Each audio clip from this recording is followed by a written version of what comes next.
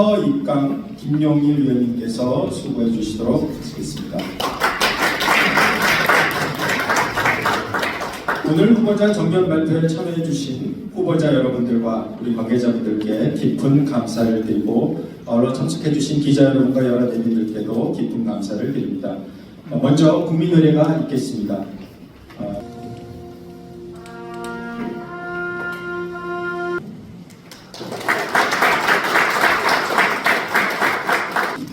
이 장면을 시청하고 계시는 회원 여러분, 저는 대한치과의사협회 선관위원장 유석천입니다. 오늘 토론을 통해 회원들에게 치과의 미래의 등불이 꺼지지 않고 활활 타오르게 될 것이라는 강한 믿음을 주셨으면 합니다. 선거 시작 후 10여일이 지난 지금까지 후보님께서 보여주신 절제와 인내 그리고 열정적인 정책 보필에는 저희 선관위로서는 무한한 존경과 신뢰를 보내드립니다. 저희 선관위는 공정하고 중립적으로 치우침 없이 지금까지 잘 선거를 관리 감독해왔고 끝날 때까지 긴장감을 전혀 놓치지 않고 처음에 정했던 룰대로 잘 진행하겠습니다. 이러한 기조를 쭉 유지해서 유정의 미를 거두기를 강력히 고대합니다. 아울러 끝까지 후보님들의 각별한 주의와 협조를 당부드립니다. 아주 건설적이고 치과계에 희망이 보이는 토론회가 되기를 바랍니다. 후보 여러분의 건승과 행운을 진심으로 기원합니다. 감사합니다. 께서는 제가 호명하면 그 자리에 일어나 인사하시고 착석해 주시면 감사하겠습니다. 자, 후보자 소개 시에 모두 큰 박수로 격려해 주시기 바랍니다. 먼저 기호 1번 김민경 회장 후보자님.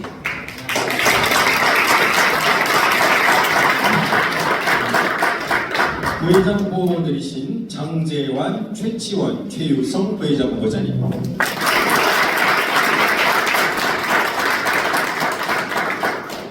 기호 2번 권금록 회장 후보자님.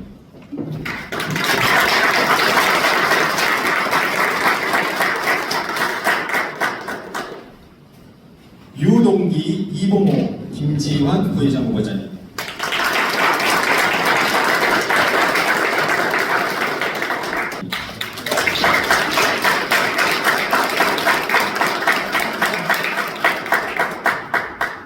참석해 주시기 바랍니다.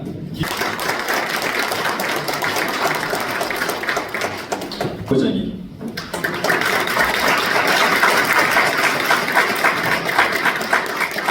부회장 후보자님. 예, 감사합니다. 네, 안녕하십니까. 회원 이익을 최우선으로 하는 김민경, 장재환, 최치원, 최유성입니다.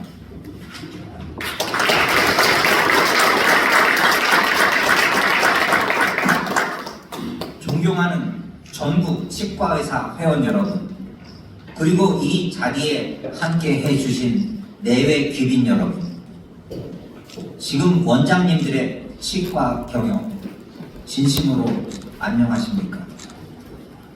아침에 출근할 보조 인력이 없어 원장이 데스크와 진료실을 뛰어다니고 길 건너편에 버젓이 들어선 초저가 덤핑 치과의 전단지를 보며 억장이 무너지는 것.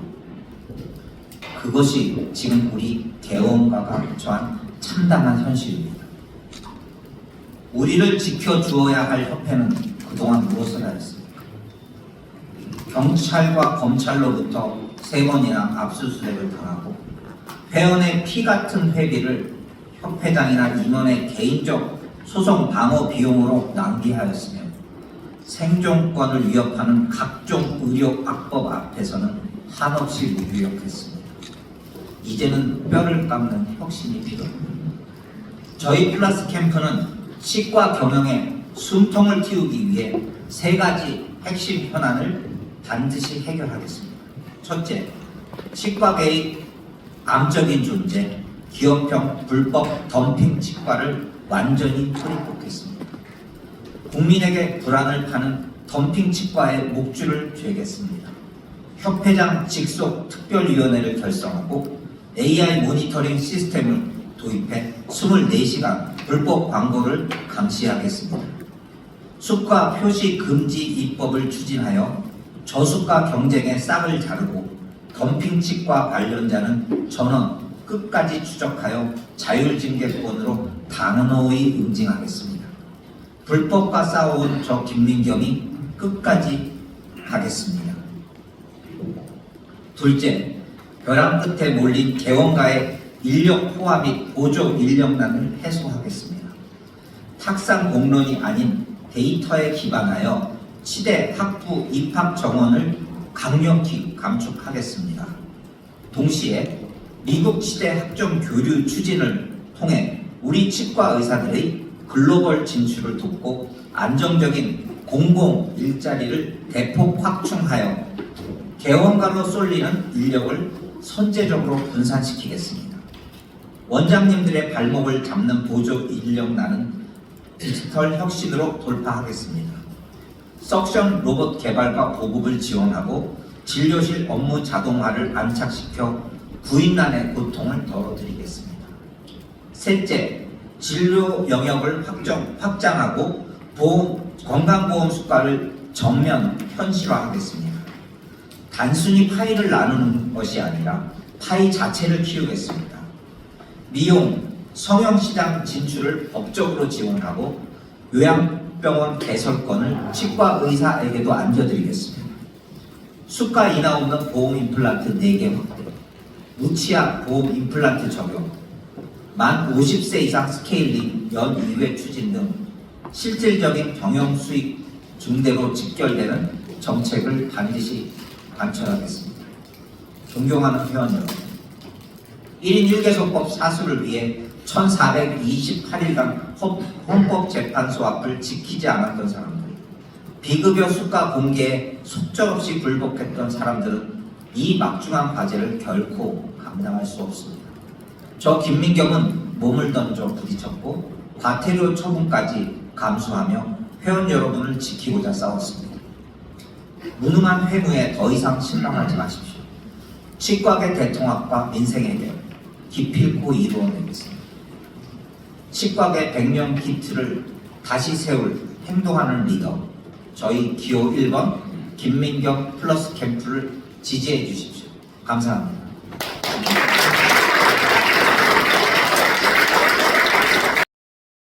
존경하는 회원 여러분, 오늘 이 자리에 서면서 저는 한 가지 질문을 스스로에게 던져봅니다. 지금 우리는 무엇이 가장 힘든가? 저수가 경쟁 때문입니까? 불법 광고 때문입니까? 보조 인력 때문입니까? 아니면 이 모든 문제 속에서 혼자 버텨야 한다는 그 마음 때문입니까? 늦어저녁까지 원장님의 치과에 불이 꺼지지 않는 이유는 차트 때문만은 아닐 것입니다. 내일이 불안하기 때문입니다. 이 불안을 저 역시 알고 있기에 이 자리에 썼습니다. 회원 여러분, 그동안 우리는 많은 해법을 들어왔습니다. 강하게 단속하겠다는 말도 들었고 전면전을 하겠다는 주장도 있었고 심지어는 치과 입학 정원을 대폭 줄이겠다는 제안도 있었습니다. 그 말씀들에 진심이 없다고 생각하지는 않습니다. 하지만 우리는 알고 있습니다. 협회에는 수사권이 없습니다. 예산을 편성하는 권한도 없습니다. 입학 정원을 단독으로 줄일 권한도 없습니다. 권한을 넘어선 약속은 결국 또 다른 실망을 남깁니다. 저는 권한과 능력을 넘어서 말을 하기 위해 이 자리에 선 것은 아닙니다. 저는 회원에게 부여받은 권한을 최대치로 활용해서 결과를 만들겠습니다. 존경하는 회원 여러분, 네, 물론 저는 교수입니다. 그래서 이렇게 생각하실 수 있습니다. 현장을 모르는 사람 아니냐? 그 질문 충분히 이해합니다.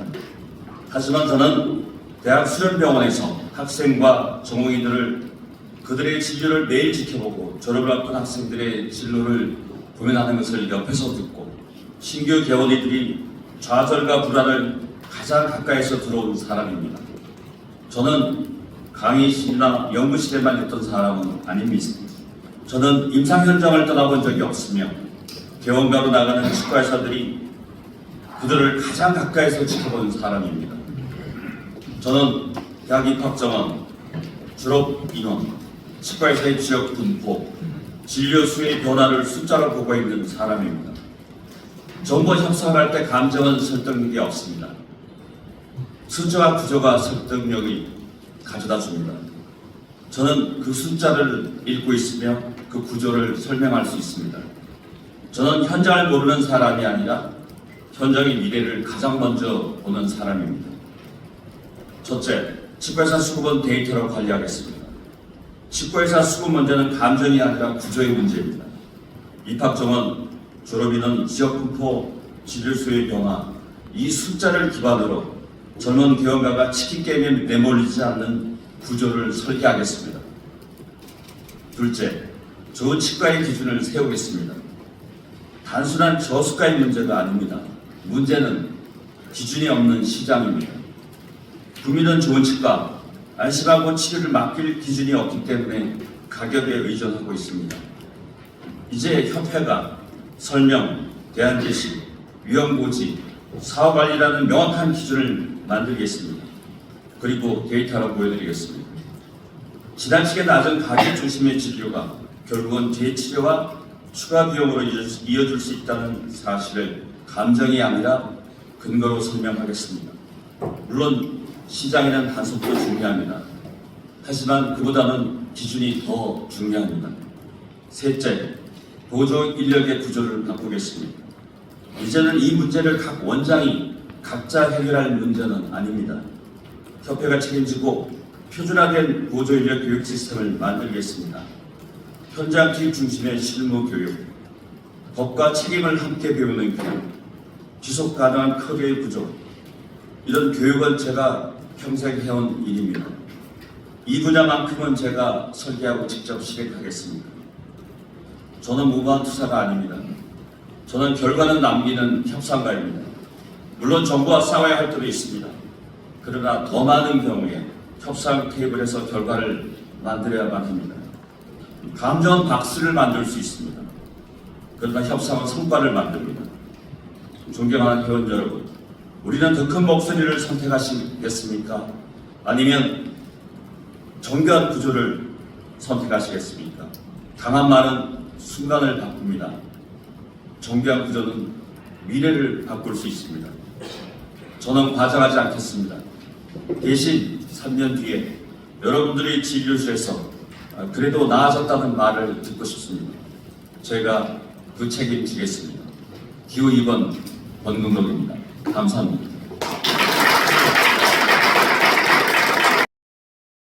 박영섭 인사드립니다.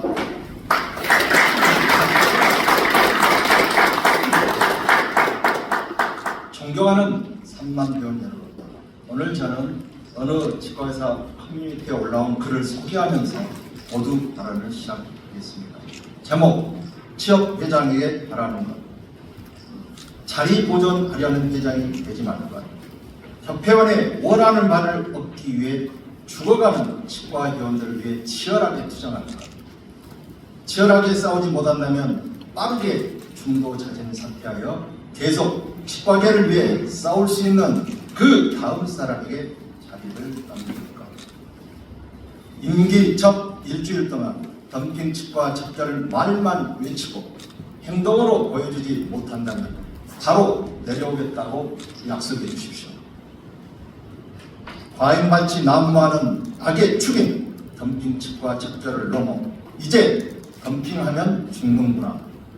덤핑에 발을 담고 이기답답만 하더라도 평생 치과 의사 못하게 되겠구나 라는 생각을 들도록 하겠다고 약속해 주세요. 그게 안 된다면 바로 자진 사퇴하겠다고 약속해 주세요. 그 후보에게 투표하겠습니다. 이 글은 한 구절 한 구절 제 심장을 찌르는 아픔으로 다가왔습니다. 어쩌다 우리 치과계가 이토록 어려움에 놓이게 되었는지, 무엇이 오늘의 혼란을 가져왔는지, 무너진 울타리를 어떻게 바로 세워야 될지, 그리고 과연 제가 회원 여러분의 간절한 열망을 감당해낼 수 있을지 밤새 스스로에게 묻고 또 물었습니다. 하지만 아픔에 머물러 있을 수는 없습니다. 누군가는 절박한 마음으로 대한민국 직박에 멈춰버린 심장을 다시 뛰게 해야 하고, 무너진 우리의 자존심을 바로 세워야 합니다. 수많은 질문과 성찰 끝에 질문을 행동으로, 고민을 실천으로 옮겨야 한다는 생각으로 저는 출마를 결심하게 됐습니다. 쉽지 않은 이 자리에 함께 선 김민겸, 홍금록, 김홍석 후보님들께도 같은 의지와 용기를 지니고 계심을 알기에 깊은 존경과 감사의 마음을 전합니다. 회원 여러분, 협회는 말로만 머무는 정치의 무대가 아닙니다. 협회는 회원을 위해 회무를 실천하는 곳입니다. 그리고 저는 그 회무를 현장에서 묵직히 수행해온 한 사람입니다. 그 과정에서 저는 분명한 변화를 만들어 왔습니다. 모두가 불가능하다고 고개를 저었던 정원의 입학 5% 감축을 현실로 이뤄냈고, 치과계 수건 사업이었던 치생사 파노마 차이력 법제화를 이끌어냈습니다. 또한 치과계의 명운이 걸렸던 보톡스 예고분 승소하는 데 힘을 보태 우리 진료 영역을 사수해냈습니다. 여기서 멈추지 않았습니다. 치과계의 생존권을 이어받은 고려대 세종분교 치과대학 설립을 지원하는 데 앞장섰으며, 전국 장애인 지역별 구강진료센터 설립을 주도하여 치과의사의 사회적 역할을 확장했습니다. 저는 앞으로도 지금까지 그려왔듯 회원을 위해 해야 할 일을 흔들림 없이 이어가겠습니다.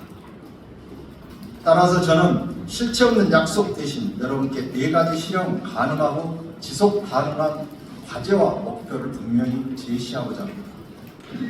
첫째, 불법 덤핑 치과 못 막는 협회는 필요 없습니다. 죽을 각오로 뿌리 뽑겠습니다. 이를 위해 회장 직속 신고센터를 만들고 대응 체계를 구축하여 직접 현장으로 달려가겠습니다. 관계교육과의 공조를 강화해 현장 대응이 실제 집행으로 이루어지도록 만들겠습니다. 느슨한 대응 속에서 반복되어온 불법 행위의 고리를 끊고 구조적으로 찾아보도록 끝까지 추진하겠습니다. 둘째, 회원 여러분의 통장 잔고를 늘리겠습니다. 치과의사는 의료인이면서 동시에 하나의 사업장을 책임지는 리더이기도 합니다. 경영이 안정돼야 양질의 진료가 지속될 수 있고, 치과계 전체의 기반도 함께 살아납니다. 무취약 임플란트 보험 적용 확대와 수가 현실화를 추진해서 보험청 9월 3천만 원 시대를 열겠습니다. 셋째, 회원들과 끝까지 함께 하겠습니다. 피를 말리는 인력난과 예측하기 어려운 분쟁의 공포는 이제 개별 치과가 혼자 감당하기 어려운 구조적 문제입니다. 특히 출산, 육아의 책임을 안고 진료까지 이어가는 여성 치과의사들에게 그 부담은 더욱 가중됩니다. 더 이상 누구도 홀로 버티지 않도록 협회가 여러분 곁에 함께 책임있게 가겠습니다. 마지막으로 치과계 미래를 설계하겠습니다. 당장의 미래는 물론 우리 후배들이 살아갈 미래를 설계하겠습니다. 고령화 사회가 본격화된 지금 치과사의 역할 역시 진료실 넘어 공공의료 영역으로 확장되어야 합니다. 돌봄 통합 정책과 장기 요양보험 의료화를 열심히 설계해서 앞으로 치과사가 잘 살아나갈 수 있도록 하겠습니다. 자, 우리 치과계에 투표를 많이 해주셔서 더 발전된 치과를 이루어 나갈 수 있도록 여러분 함께 나가십시다. 감사합니다. 얼마나 지치고 힘드십니까? 개헌 환경이 너무도 어렵습니다. 생존의 기로에 선 치과계의 구원 투수가 되고자 제가 이 자리에 섰습니다. 여러분의 어깨에 짊어진 무거운 짐을 나눠들고자 제가 이 자리에 섰습니다. 치과의사 김홍석 이 이름 석자를 갖고 여러분의 짐을 나눠들고 여러분의 개원 환경을 개선시키기 위해서 이 자리에 섰습니다. 존경하는 회원 여러분, 저는 2008년부터 2021년 6월까지 이수구 협회장님 밑에서 대외협력이사를 했고, 김세영 협회장님 밑에서 공보이사를 했고, 최남서 협회장님 밑에서 재무이사를 했고, 김철수 협회장님 밑에서 정책이사를 했습니다. 그 다음 이상훈 협회장님과 함께 선출직 부회장으로 나서서 오랫동안 회무를 경험했습니다. 제가 역대 협회장님들과 함께 회무를 경험하면서 느낀 것은 이 회원들을 위해서 이렇게 열심히 일해주고 고민하는 리더가 있구나, 이런 감동을 받는 동시에 또 하나는 조금 더 아쉬운 부분, 제가 만약에 저 위치에 있다면 저 같으면 이렇게 하겠다라는 도상훈련을 수없이 해왔습니다. 따라서 저는 제가 협회장이 되면 오랜 회무 경력을 바탕으로 시행착오 없이 곧바로 모든 것을 실천할 준비가 되어 있습니다.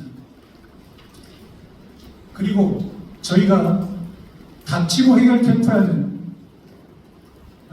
캠프명을 조금은 점잖지 않은 이름으로 했지만, 이 닥치고라는 이름은 날것으로 저희가 좌우우면하지 않고 바로 해결할 수 있는 실천의 의지를 보이기 때문에 반드시 여러 가지 문제를 해결하고자 닥치고 해결 캠프로 이름을 지었습니다. 제가 만약 협회장이 된다면 지금까지 장기 미저로 남아있던 3대 과제, 첫 번째 보조인력, 두 번째 불법 광고 및 덤핑 치과, 세 번째 정원에 대한 문제, 이 문제에 대해서 반드시 결과물을 낼 수 있도록 노력을 하겠습니다. 비록 완벽한 해결이 아닐지라도 그 부분에 균열을 내고 그 부분에 이 집행부는 뭔가 좀 했다, 이 협회장은 뭔가 회원들을 위해서 노력했다, 이런 평가를 들을 수 있도록 제가 노력을 하겠습니다. 공보를 보시면 알겠지만 저희 닥치고 해결 캠프에서 준비한 공약인 아젠다 34를 곧 보시게 될 것입니다. 거기에 모든 공약이 총만화되어 있습니다. 34개 집행부로 하기 때문에 34개의 공약을 제시했습니다. 그 중에서 장기 비전으로 말씀드렸던 첫째, 보조인력에 관해서는 저희가 일반인이 소정의 교육을 받으면 석션이라도 할 수 있게끔 저희가 헌법 소원을 할 예정입니다. 두 번째는 덴탈 어시스턴트라는 DA 제도를 새로 마련을 해서 새로운 직역을 마련해서 이 보조인력의 문제를 돌파구를 마련하고자 합니다.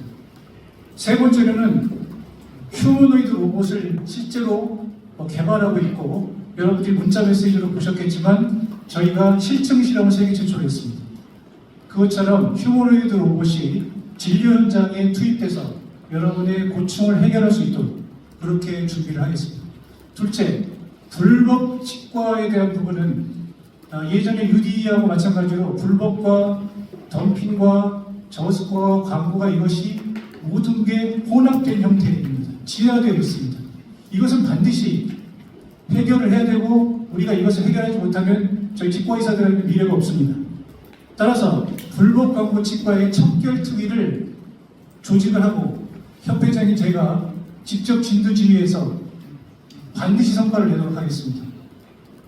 그리고 이 불법 광고에 연루되어 있고 있던 치과 의사들은 학회를 퇴출시키고 윤리위원회 회부에서 패스트트랙으로 행정처분을 받을 수 있도록 하겠습니다. 또한 그로 인해서 얻은 범죄 수익은 반드시 국세청, 금감원, 심평원, 건보공단 이런 기관들과 공조를 해서 반드시 범죄 수익을 환수할 수 있도록 하겠습니다. 셋째, 치과에서 정원 문제는 일단 교육부 복지과 TF를 만들어서 어떻게든 신규 유입을 줄일 수 있도록 정원을 줄일 수 있도록 최선을 다하려 합니다. 또한 배출의 면에서 현재 치과의사 국가고시가 93% 정도로 거의 합격률이 높은 상황인데, 저희가 매년 7%씩 조정해서 임기 내에서는 약 70% 정도 나올 수 있도록 하겠습니다. 이 이유는 지금 외부에서 치과계를 보는 눈은 매우 치과 의사들이 여러 가지 문제가 있다고 이렇게 판단이 되기 때문에 국가고시 합격률을 높이고자 합니다. 저희가 닥치고 해결 캠프가 여러분들을 위해서 어떻게 움직이는지 저에게 선택을 주신다면 저는 반드시 결실을 맺고자 합니다. 기호 4번 김홍석입니다. 감사합니다. 선거 기간 중 각종 부정 시비 논란과 함께 선거 종료 이후에도 선거 결과에 대한 불복 및 법적 분쟁이 반복되어 왔습니다. 이로 인해 회원들의 소중한 협회비 중 상당한 액수가 변호사 비용 등 각종 법률 비용으로 소모되고 있다는 지적이 지속적으로 제기되고 있습니다. 선거는 민주적 절차에 따른 회원의 선택이며 선거 결과에 대한 책임 있는 태도는 협회장 후보로서 갖춰야 할 기본적 책무라 할 것입니다.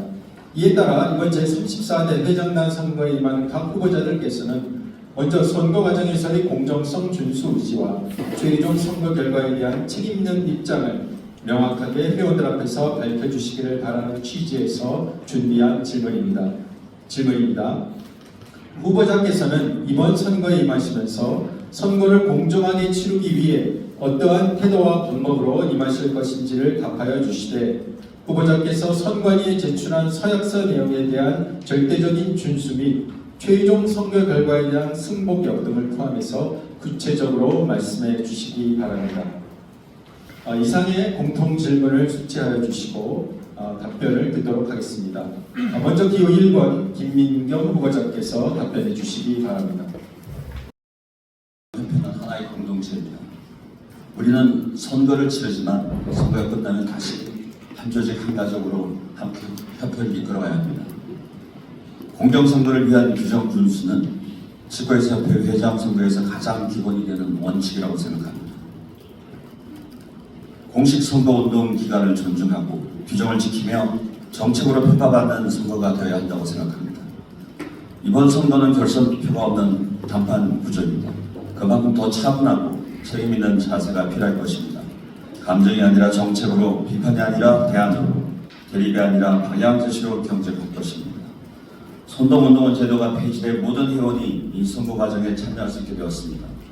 이는 참여 확대인 동시에 서로를 꼭 존중해야 할 책임이 커졌다는 의미이기도 합니다. 공정선거를 위한 저의 마음과 태도를 세 가지로 말씀드리겠습니다. 첫째, 저는 당선되기 전부터 협회의 회무를 수행한다는 책임감으로 선거에 임하겠습니다. 투명하고 공정하게 선거를 준비하고 어떠한 상황에서도 편법을 동원하지 않고 정치자금법 및 협회 선거 규정에 따라 선거 비용을 투명하게 집행하고 기록하겠습니다. 그리고 이런 원칙을 당선 이후의 회무에도 최우선 가치로 삼아 항상 투명하고 공정한 협회 운영을 실천하겠습니다. 둘째, 저는 상대 후보를 경쟁자로 존중하되 적으로 여기지 않겠습니다. 저희 캠프 구성원 모두에게 엄격한 윤리 지침을 공유하여 근거 없는 루머 유포나 과도한 비방을 원천 차단하겠습니다. 좋은 정책은 배우와 함께 실천하고 다른 의견은 존중하며 토론하겠습니다. 선거는 끝이 아니라 시작이기 때문입니다. 우리 치과계는 지금 보조인력난 저수가 구조의 불법 위임 진료 문제, 진료 영역 확대, 치과의사 수급 문제 등등 공동의 과제를 안고 있습니다. 이 과제는 분열된 협회로는 해결할 수 없습니다. 통합된 협회, 신뢰받은 협회, 품격 있는 협회만이 해결할 수 있습니다. 셋째, 선거 준비 과정 전반에 대해 스스로 점검하는 체계를 마련하였습니다. 모든 활동이 규정에 부합되는지 수시로 확인하고 우리가 있는 사안은 선관위의 지침을 기준으로 판단하며 필요한 경우 적극적으로 지휘하고 따르겠습니다. 선거 과정이 아름다우면 그 결과도 존중받습니다. 저는 당선 이후에도 모든 회원과 함께 시협 회무를 이끌어가겠습니다. 만약 제가 선택받지 못하더라도 결과에 깨끗이 승복하고 당선자가 회무를 원활히 수행할 수 있도록 적극 협력하겠습니다. 함께 가는 선거, 함께 만드는 협회를 위해 차분하고 책임있게 나가겠습니다. 감사합니다. 답변 드리겠습니다. 존경하는 3만여 치과 의사 회원 여러분, 그리고 치과계 발전을 위해 함께 선거에 나서고 있는 우리 치과계의 미래 3년을 결정하는 이번 선거는 갈등의 연장이 아니라 화합과 도약의 출발점이 되어야 합니다. 치과계는 오랜 시간 너무 많은 에너지를 외부 갈등에 소모해 왔습니다. 싸워서 얻은 성과는 오래가지 않았고 갈라진 치과계는 언제나 더 약해졌습니다. 치과계는 더 이상 누군가의 정치가 아니라 모두의 미래가 되어야 합니다. 서로를 향해 칼을 겨누는 정쟁의 언어를 거두어야 합니다. 회원의 삶을 지키는 민생의 언어로 협회를 다시 세워야 합니다. 출발은 공정선거에서 시작됩니다. 과정이 깨끗해야 결과에 승복할 수 있고 선거가 끝난 뒤 우리는 다시 하나로 설 수 있습니다. 오늘 저는 공정선거를 위해 세 가지 원칙을 이 자리에 함께하신 모든 후보님께 정중히 제안드립니다. 그리고 그 제안을 저 자신에게도 동일하게 적용하겠다는 약속을 회원 여러분들 앞에 분명히 밝힙니다. 첫째, 철저히 준수합니다. 선관위 규정을 엄격히 준수하고 선거장과 모든 과정을 투명하게 관리하며 과거와 관행을 단절합니다. 둘째, 품격 있게 경쟁합니다. 네거티브를 지향하고 정책과 비전으로 정정당당하게 평가받는 선거를 함께 만듭니다. 셋째, 원칙을 분명히 합니다. 가짜 뉴스와 불법 행위에 단호히 대응하고 문제가 생기면 후보 스스로 책임지는 문화를 세웁니다. 이번 선거가 결과만이 아니라 과정까지 자랑스러운 선거가 되기를 바랍니다. 회원 여러분, 가장 깨끗한 과정을 거친 리더만이 가장 강한 리더가 될 수 있습니다. 저는 정정당당하게 검증받고 깨끗하게 선택하겠습니다. 마지막으로 선거관리위원회의 선거관리 규정을 준수하겠으며 선거 결과에도 승복함을 약속합니다. 감사합니다. 협회 그리고 개원가 모두가 위기 상태입니다. 협회는 특히나 선거 무효소송, 당선 무효소송 때문에 징후된 체제로 가고 있습니다. 리더십이 부족입니다. 이 기간이 길어질수록 우리 회원들과 치과의사 협회 자체는 더욱더 나락으로 떨어지게 됩니다. 따라서 저희가 이번 선거 소송 없이 마무리 잘 짓고 회원들한테 박수 받고 시작하는 집행부가 탄생하는 것이 매우 중요합니다. 제가 그래서 저희 캠프 의원들한테 이렇게 얘기했습니다. 우리 너무 무리하지 말자. 기존의 관행을 벗어 던져서 예전에 해왔던 선거운동 방식이 좀 탈피합시다. 이런 얘기를 했습니다. 그리고 두 번째로는 만약 조금 이상하거나 문제가 있을 것 같은 부분은 선관위에 질의를 합시다. 공문이든 전화든 구두건 이런 식으로 질의를 합시다 라는 말씀을 또 드렸었고, 그래서 제가 오늘 이렇게 정책토론회에 참여하신 우리 세 분의 후보들이 계신데, 저희가 올 정책토론회는 이 공정선거, 그 다음에 선거가 끝난 후에 승복을 하는 서약식이 돼야 된다, 저는 이렇게 생각합니다. 한간에는 지금 법적 소송의 연장선으로 재선거를 해야 되느니 아니면 이 선관위를 신뢰할 수 없다니 이런 얘기가 돌고 있는데, 저는 이건 문제라고 생각합니다. 회원들이 지금 바라보는 눈들을 생각해 보십시오. 35,000의 치과의사들이 바라보고 있습니다. 여기서 만약에 협회가 다시 소송에 휘말리거나 재선거가 들어가거나 이런 상황이 된다면 협회 무용론이 나옵니다. 협회가 무슨 소용이 있겠냐 이런 얘기가 나옵니다. 절대 그렇게 해서는 안 됩니다. 세 분의 후보님들도 아마 제 말씀은 동의하실 거라고 생각을 하고, 저희가 이번 선거 신뢰받는 선관위 여러분들이 공정하게 잘 운영해 주셔서 다시 우리 회원들이 협회를 신뢰하는 단초가 될 수 있도록 꼭 부탁을 드리겠습니다. 감사합니다.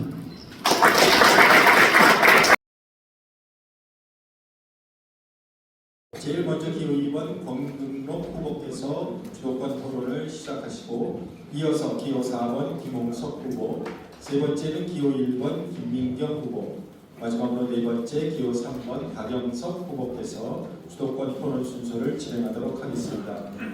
주도권 토론은 나머지 세 분은 권국록 후보자의 상호진의 주도권 토론을 시작하도록 하겠습니다. 자, 먼저 권국록 후보께서는 기호 3번 박영석 후보자에게 질문해 주시기 바랍니다. 네, 제가 먼저 마이크 잡드리겠습니다. 3번 후보자님께 진료 보조 인력 수급에 대한 문제를 질문드리겠습니다. 문제는 다 인식하고 계실 겁니다. 이 개별 치과 경영 문제도 아니고 개인의 수녀도 문제도 아닙니다. 구조적 문제라고 말씀을 드렸고요. 현재 경영관은 만성적 인력 속에서 운영되고 있는 치과 의사 본연의 직무보다는 보조 위임 진료에 많은 활약하고 있는 걸로 알고 있고 그 법의 경계도 되게 모호합니다. 그래서 치과 의사는 법적 불안정성과 진료 리스크, 그 치과 위생사는 소진과 이탈, 환자는 진료 안정성과 환자 권리에 대한 불안을 함께 겪고 있습니다. 그동안 치과 코디네이트라는 사업을 일단 일부 지자체 지구에서 하는 시행으로 알고 있습니다. 이 사업, 대한치과의사협회에서 공사 소관 사업은 아니었지만 일회성 사업이었는데 그 성격에 대해 결과에 대해서 무시 못할 결과가 있었다고 저는 얘기 들었습니다. 물론 그 교육을 담당했던 분도 저희 캠프에 있습니다. 그래서 이 치과 보조 인력 수급에 대한 문제에 대해서 우리 3번 후보님께서 어떤 해법을 저희들한테 알려주시면 저도 배우고 많이 참조하겠습니다. 먼저 부탁드리겠습니다.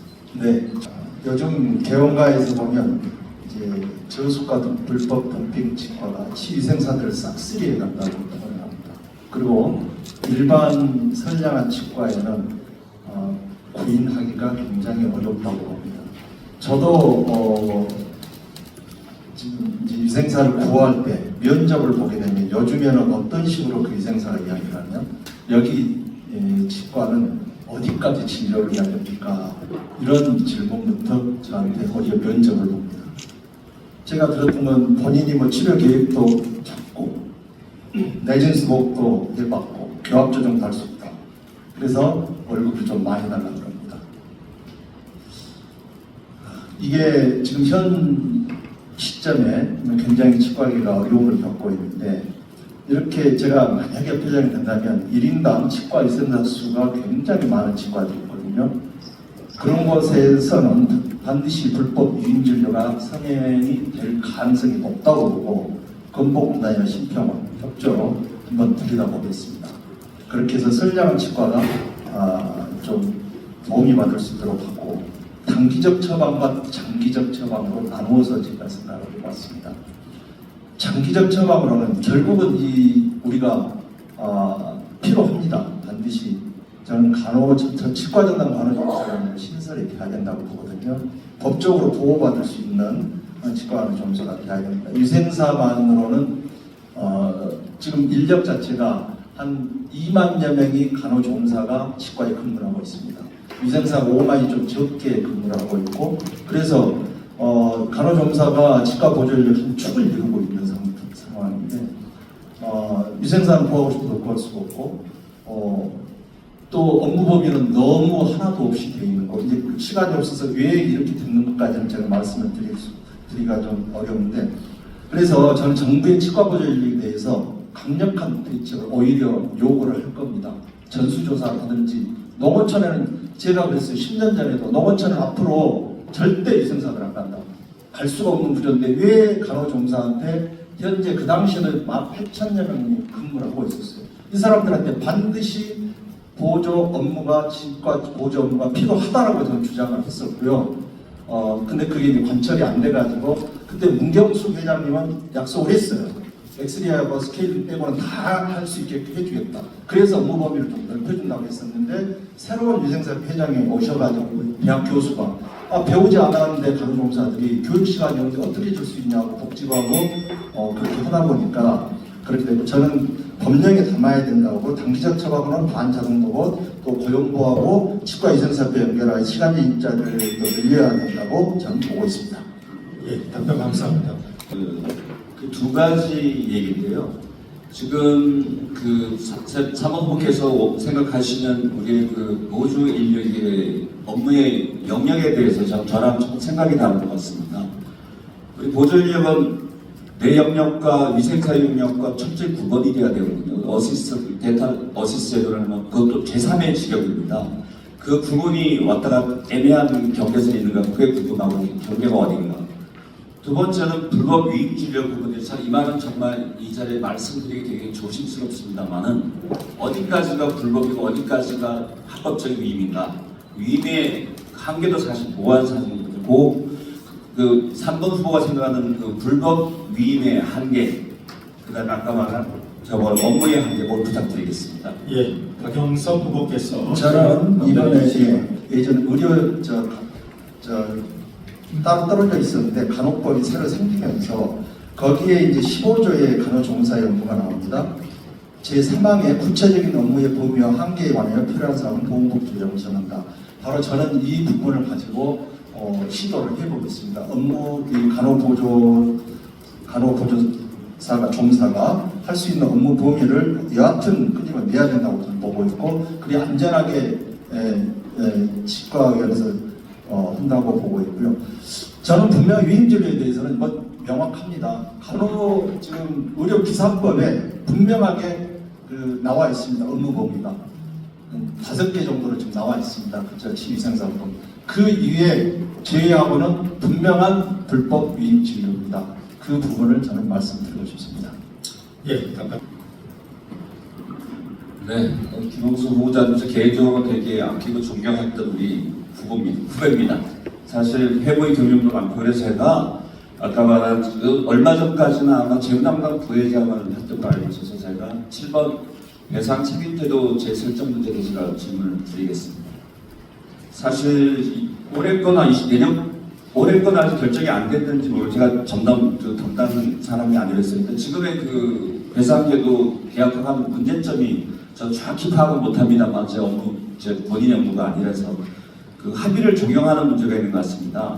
치과의사, 보험사 모두 빠른 해결을 위해서 합의 위주로 모든 그 결과를 접근한다는 거. 그 다음에 과다한 합의금이 문제인 것 같습니다.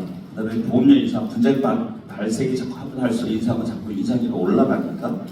그 다음에 최소한의 민사 같은 방어 수준밖에 안 되고 형사 같은 건 들어있지 않다고 합니다. 그렇게 여러 가지가 고려될 것 같은데 그 보험제도를 통해서 분쟁을 줄이는 구조가 필요한데 우리가 이제 앞으로 4번 후보께서 이 부분을 대해서 일을 하시게 된다면 어떻게 이 책임 배상 제도를 어떻게 잘 활용해서 우리 치과 선생님들의 선양 치과 선생님들의 어떻게 진료의 안정성을 보좌 확보하고 또 우리 치과 협회의 위상을 올릴 것인지 혹시 아마 많은 생각도 있었을 것 같은데 좀 부탁드리겠습니다. 책임보험의 저희가 문제점이라고 하면 결국은 의료사고, 의료 분쟁이 일어났을 때 배상 한도가 너무 적지 않나 이런 생각을 합니다. 우리가 이제 임플란트나 교정이나 이렇게 수가가 큰 비급여 항목에 대해서 어떤 분쟁이 생겼을 때 그리고 그것이 한도가 작게 되면 결국은 보험사라는 것은 민간 기업이고 사익을 추구하는 민간 기업이기 때문에 절대 자기들이 손해보지 않게끔 하겠죠. 그러면 그 나머지는 어디로 오냐면은 이 치과의사 개인한테 오게 볼 수밖에 없습니다. 보상 한도를 확실하게 넓혀야 된다 이런 생각이 들고요. 지금 거기에 하나 또 추가를 한다면 보통 지금 시술자, 치과의사 원장님만이 문제가 아니라 옆에서 일을 하고 있는 우리 보조 인력이 과실이 있을 수도 있지 않습니까? 의료 과실이 있을 수 있지 않습니까? 그래서 의료 과실 이 부분도 좀 커버할 수 있는 배상 책임보험의 설계를 그렇게 가야 된다. 그리고 또 하나는 우리가 이제 은퇴하시는 우리 원로분들 계시잖아요. 과거에 진료했던 부분이 있었는데 그거 가지고 몇 년 후에 만약에 의료 분쟁이 또 들어온다. 이렇게 됐을 때 어떻게 할 겁니까? 그래서 그 배상보험, 책임보험을 들었을 때 그 소극단 보이를 은퇴 이후에서도 안심하게 계실 수 있도록 최초 가입일로 해놓으면 그렇게 이제 약관 이런 거를 개설을 해야겠죠. 설계를. 협회가 주도적으로 해서 우리 회원들한테 어떻게 하면 최대로 피해가 가지 않도록 하는 그런 제도를 설계하는 게 좋다고 생각합니다. 예, 말씀 잘 들었습니다. 원론적인 얘기를 하겠습니다. 그냥 편안한 질문 다시 드릴게요. 그냥 우리가 그 배상률을 다시금 저희가 잘 막기 위해서 또는 우리가 계약을 하거나 협상을 할 때 우리가 우위를 점하기 위해서 자 우리가 많이 가입하면 되지 않습니까, 그죠? 많이 가입을 했을 때 우리가 많이 가입을 시켰을 때와 그게 나 진짜로 우리 개인들한테 그 보험료율이 떨어져서 나 개인 각각에 들어온 이익 이런 것들에 대해서 한번 그냥 그 관심 있으실 것 같아서 좀 부탁드리겠습니다. 그걸 많이 들면 괜찮은데 적게 들면 그러니까 많이 들면 좋으니까 많이 들게 하는 방법 하나 하고 많이 들었을 때 얼마까지 들면 우리가 취하는 이익률이 얼마나 될 것 같은가 하는 그런 거에 대한 혹시 아니 지금 딱 없으면 상관없고 혹시 옛날에 그런 경험이 있으신가요? 좀 옛날 경험은 아니고요. 재무담당 부회장이라고 해서 배상책임보험을 관리하지는 않았습니다만 회무를 오랫동안 해왔기 때문에 제가 이제 곁에서 본 거를 본다면 배상책임보험을 많이 들면 당연히 보험자 수가 많으니까 이 보험이라는 게 결국은 나눠지는 거 아니겠습니까? 부담을?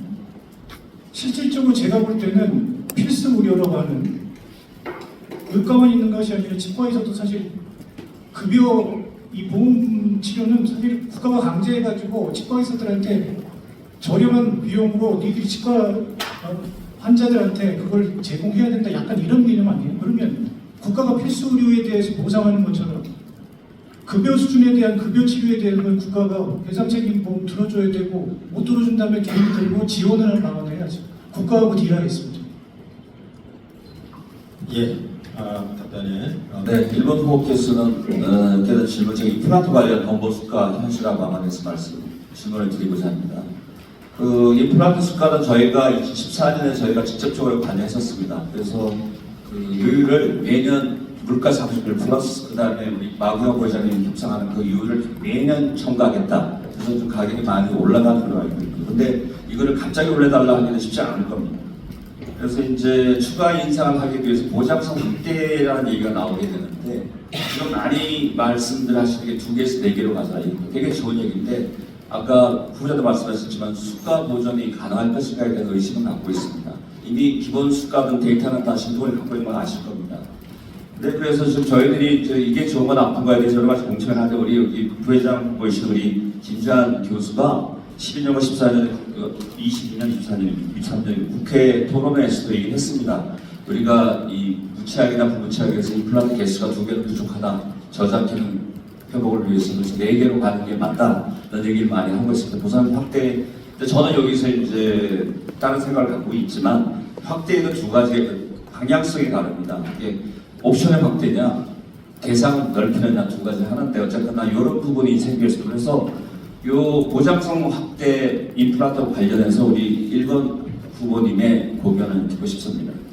사실 그 임플란트 수가 인하 없는 보험 임플란트 굉장히 우리에게 좋은 정책입니다. 제가 그 3년 전 2월 비급여 헌법소원, 비급여 자료 제출과 수가 공개 헌법소원에서 정말 억울하게 5대4로 패소했습니다.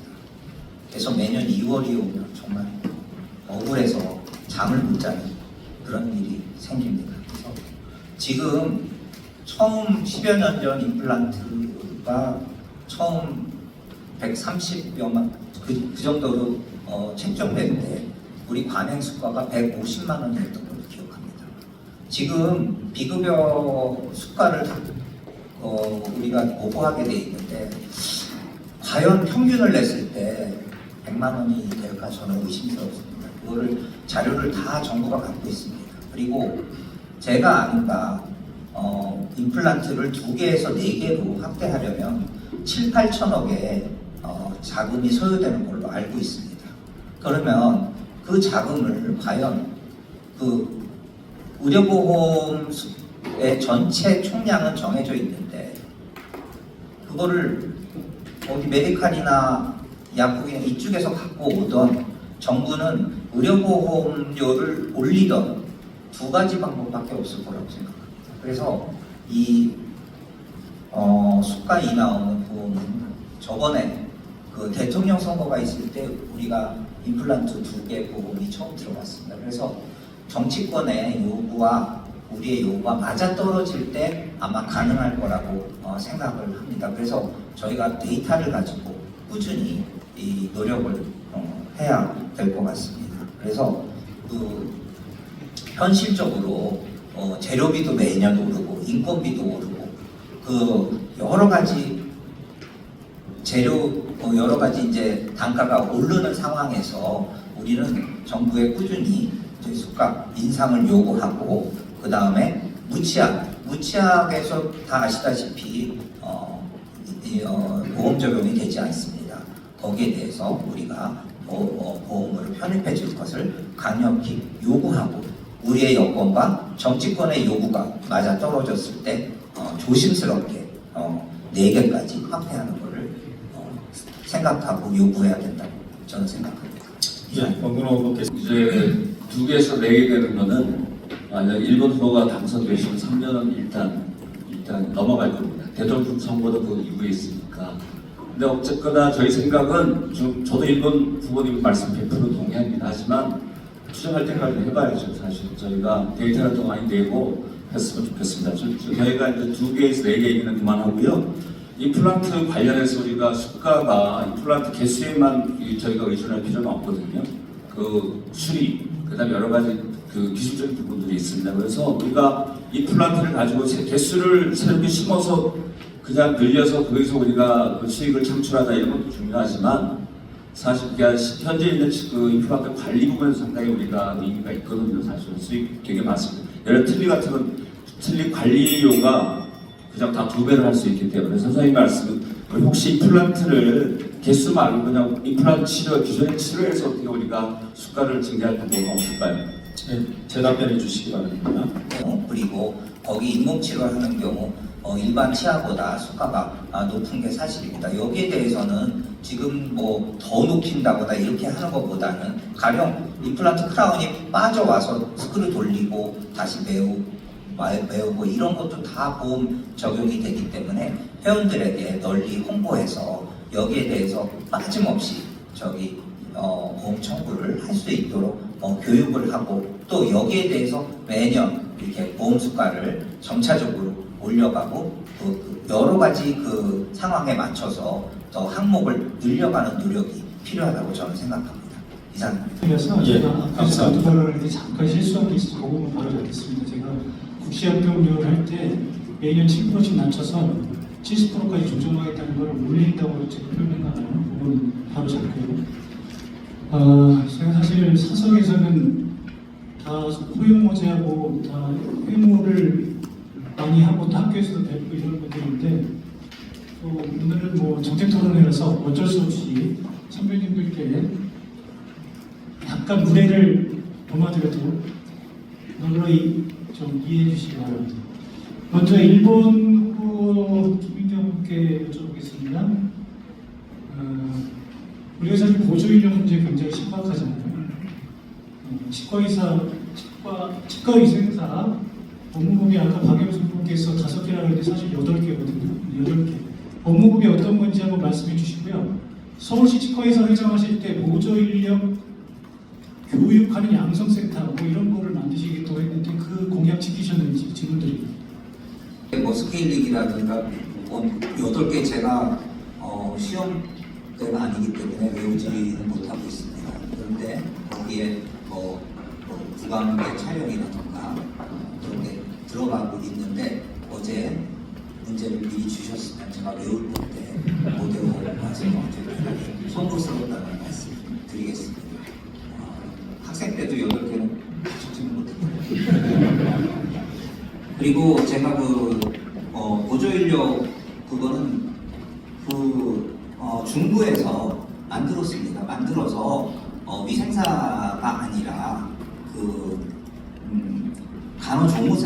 간호조무사를 이제 경력 단절이라던가 이런 분들을 중부와 협조해서 재교육을 시켜서 이제 치과로 취업하는 그런 걸 계속 했습니다. 그래서 지금 서울 조무사협회 회장이 마침 대한조무사협회 회장이 되셨습니다. 그래서 저랑 아주 가깝게 이제 했고 그분이 마침 치과에 근무하시는 조무사세요. 그래서 치과에 대한 이해도도 높고 해서 그분들한테 교육을 시켰는데 단점은 그 교육을 재교육을 받으러 오시는 분들이 나이가 좀 있으시다던가 너무 또 어리시고 그래서 한 50명에서 60명 교육을 시키면 그것도 중구에 주로 중구 쪽에 거주하시는 분들이 많아서 그 다른 구에서 너무 멀리서부터 신청하시는 선생님들에는 또 가지 않으려고 그렇게 해서 50% 채 못되게 아마 취업이 성사된 걸로 알고 있습니다. 그 카톡방을 계속 운영해서 그 이후에 교육 수료 이후에 어떻게 됐는지는 확인을 제가 못했는데 당장은 50%가 밑도는 퍼센트로 취업을 했고 그리고 또 그 카톡방을 계속 운영하면서 했었는데 지금은 어떻게 운영되고 있는지는 제가 잘 모르겠습니다. 그 저희도 좀 비용을 들였고 그 책자를 굉장히 좋은 책자를 만들었습니다.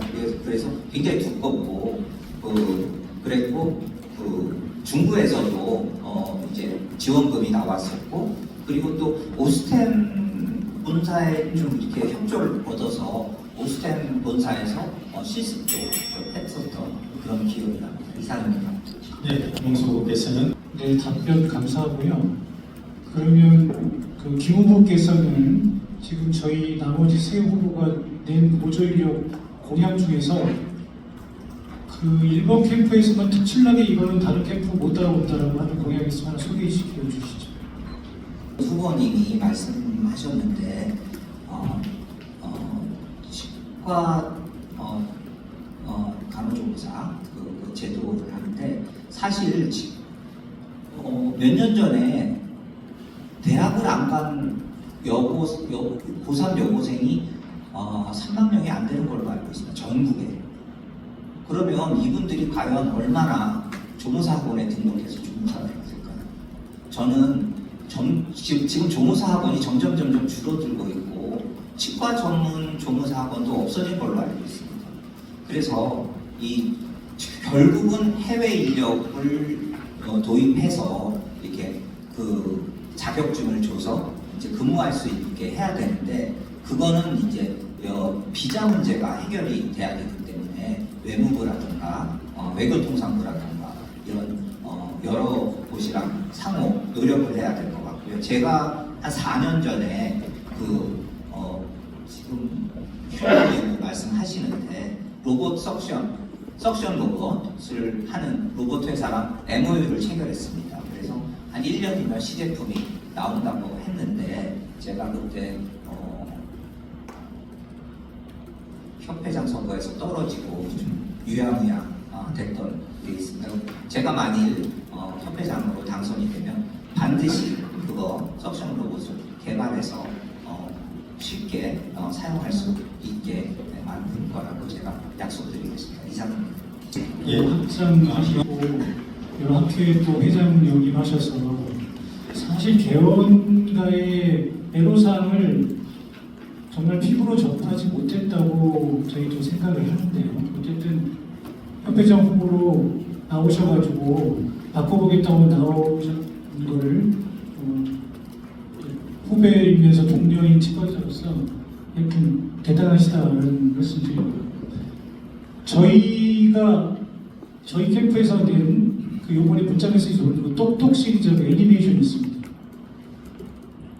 보조인이 똑똑하고 그러면 여기 이제 치과의사의 원장님이 굉장히 땀 흘리고 굉장히 긴장하시죠. 드릴 말씀이 있습니다. 이거는 그 100% 내가 그만두겠다고 하는 그 사인이거든요. 보통 개원이들 그걸 다 알고 있어요. 권 후보께서는 그 학교에만 계속 계셔서 구인구직을 하는 이런 어려움, 이런 거를 낭패를 보거나 이런 거를 느껴보시지 못했을 것 같은데 어떤 게 있으실까요? 경험이 있으시면 한번 말씀을 해주십시오.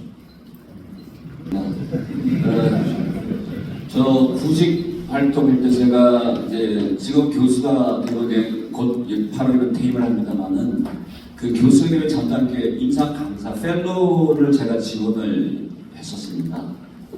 굳이 처음 부직인데 교관 성공했습니다. 할 때 이미 저희 교실에서는 제 동료가 내정이 되어 있었습니다. 이거 오픈되면 안 되는 건지 모르겠지만 그래서 제가 찾아갔습니다. 나는 그 친구랑 저랑 좀 친한데 나는 이걸 수긍할 수 없어서 이걸 다시 이거 왜 이렇게 됐든 공고가 났는데 이미 내정했다가 안 되는 게 뭐냐. 나는 그래서 우리 선생님한테 가서 여쭤보니까 우리 대장님한테 가서 했더니 대장님 원론적인 말씀 그냥 원칙대로 지원은 할 수 있지. 그래서 알겠습니다. 그 말을 듣고 저는 지원을 했습니다. 하고 마침 저를 도와준 저희 멘토 선생님께서 병원장님을 찾아가서 병원장님이 그 수익이 굉장히 늘어가신 분이 성함대로 다 아시고 그래서 이분이 주판을 튕겨보니까 얘가 들어오면 수익이 얼마나 늘겠구나 해서 그때 의과 치과 통틀어서 펠로 2명이 뽑혔습니다. 그래서 제가 그때 그 펠로가 되면서 어쩌다 지금 안수가 됐는데 지금 말씀드린 구직 활동 진짜 힘듭니다. 너무너무 힘든데 그때 저도 그 대장님의 그 지원은 할 수 있지 그 말을 듣기 위해서 그 압구정에서 11시 반까지 제가 저녁 때부터 그분이 퇴근 먼저 할지 어떻게 합니까? 차에서 기다리면서 참 그때 내가 이걸 해야 되나 접어야 되나 근데 그때 제가 참 접었어야 되는데 오늘 여기까지 왔습니다. 구직 되게 힘듭니다. 구인난에 대한 부분은 제가 조금 다른 얘기지만 저희는 있는 사람 중에서 좋은 사람 골라 쓰는 거기 때문에 다 원하려고 온 사람이기 때문에 제가 그 부분은 잘 다들 못하지만 제가 자꾸 이제 여러분 정말 죄송한데 저희 현장을 모르는 사람, 현장을 모릅니다만 지금 제가 공직 지부장을 하고 공직 지부장들을 만나거든요. 저 제주도부터 서울까지 다 지구의 사정은 아주 디테일은 몰라도 제가 여러분보다는 더 얇게는 많이 알고 있을 겁니다. 그래서 제가 실제 구인 구직에 대한 부분은 좀 뒷돌릴지 모르지만 그 돌아가는 분위기, 판세는 제가 조금 더 크게 보지 않을까 생각합니다. 제 대답 좀 죄송합니다. 그 질의는 제가 안 할 거고요. 지금 사실 권호국께서 말씀하신 거는 제가 질문한 거는 보조 인력을 구할 때 원장님 입장에서 얼마나 그게 걱정되고 힘들고 이 질문을 했는데 그 권호국께서 이제 예전에 펠로우 하실 때 경험을 말씀을 해주셔서 제가 질의는 안 할 거지만 실질적으로 개원이들이 구인, 그러니까 한마디로 보조 인력을 구하는데 2달 정도 걸린다고 하는 것이 전체 회원 42%예요. 그만큼 어렵다는 겁니다. 2달 동안 면접도 못 온다는 거예요. 그게 평균이. 그래서 이렇게 어려운 때이기 때문에 사실은 협회가 나서서 어떻게든 뭐라도 해야 되겠다. 저는 이 생각을 하고 질문 안 할 겁니다. 예. 공약 중에 보험 3천 시대를 열겠다 이런 아주 큰 포부를 내셔서 야 정말 대단하시다 이런 생각도 드는데 회원의 입장에서 보험이 뭐 3천이면 어떻고 4천이면 어떻고 5천이면 어떻습니까? 많으면 좋겠죠. 많으면 좋지만 이게 빌공자 공약이 안 되려면 거기에 맞춰서 어떤 식으로 진행을 해야 될지 이런 보관이 있으셔야 되거든요. 우리가 이제 우리 23년도 한국 치과의료 연구 통감 정책의료에서 나온 거기 나와 있어 보면은 급여비 총액이 4조 815억 원입니다. 4조 815억 원인데 보통의 경우 이제 수도권에 있는 개원이가 보험진료를 계속 열심히 하셨을 때 월 평균이 한 1,000억 정도 된다고 해요. 근데 지금 2배를 얘기하신 거거든요. 3천을.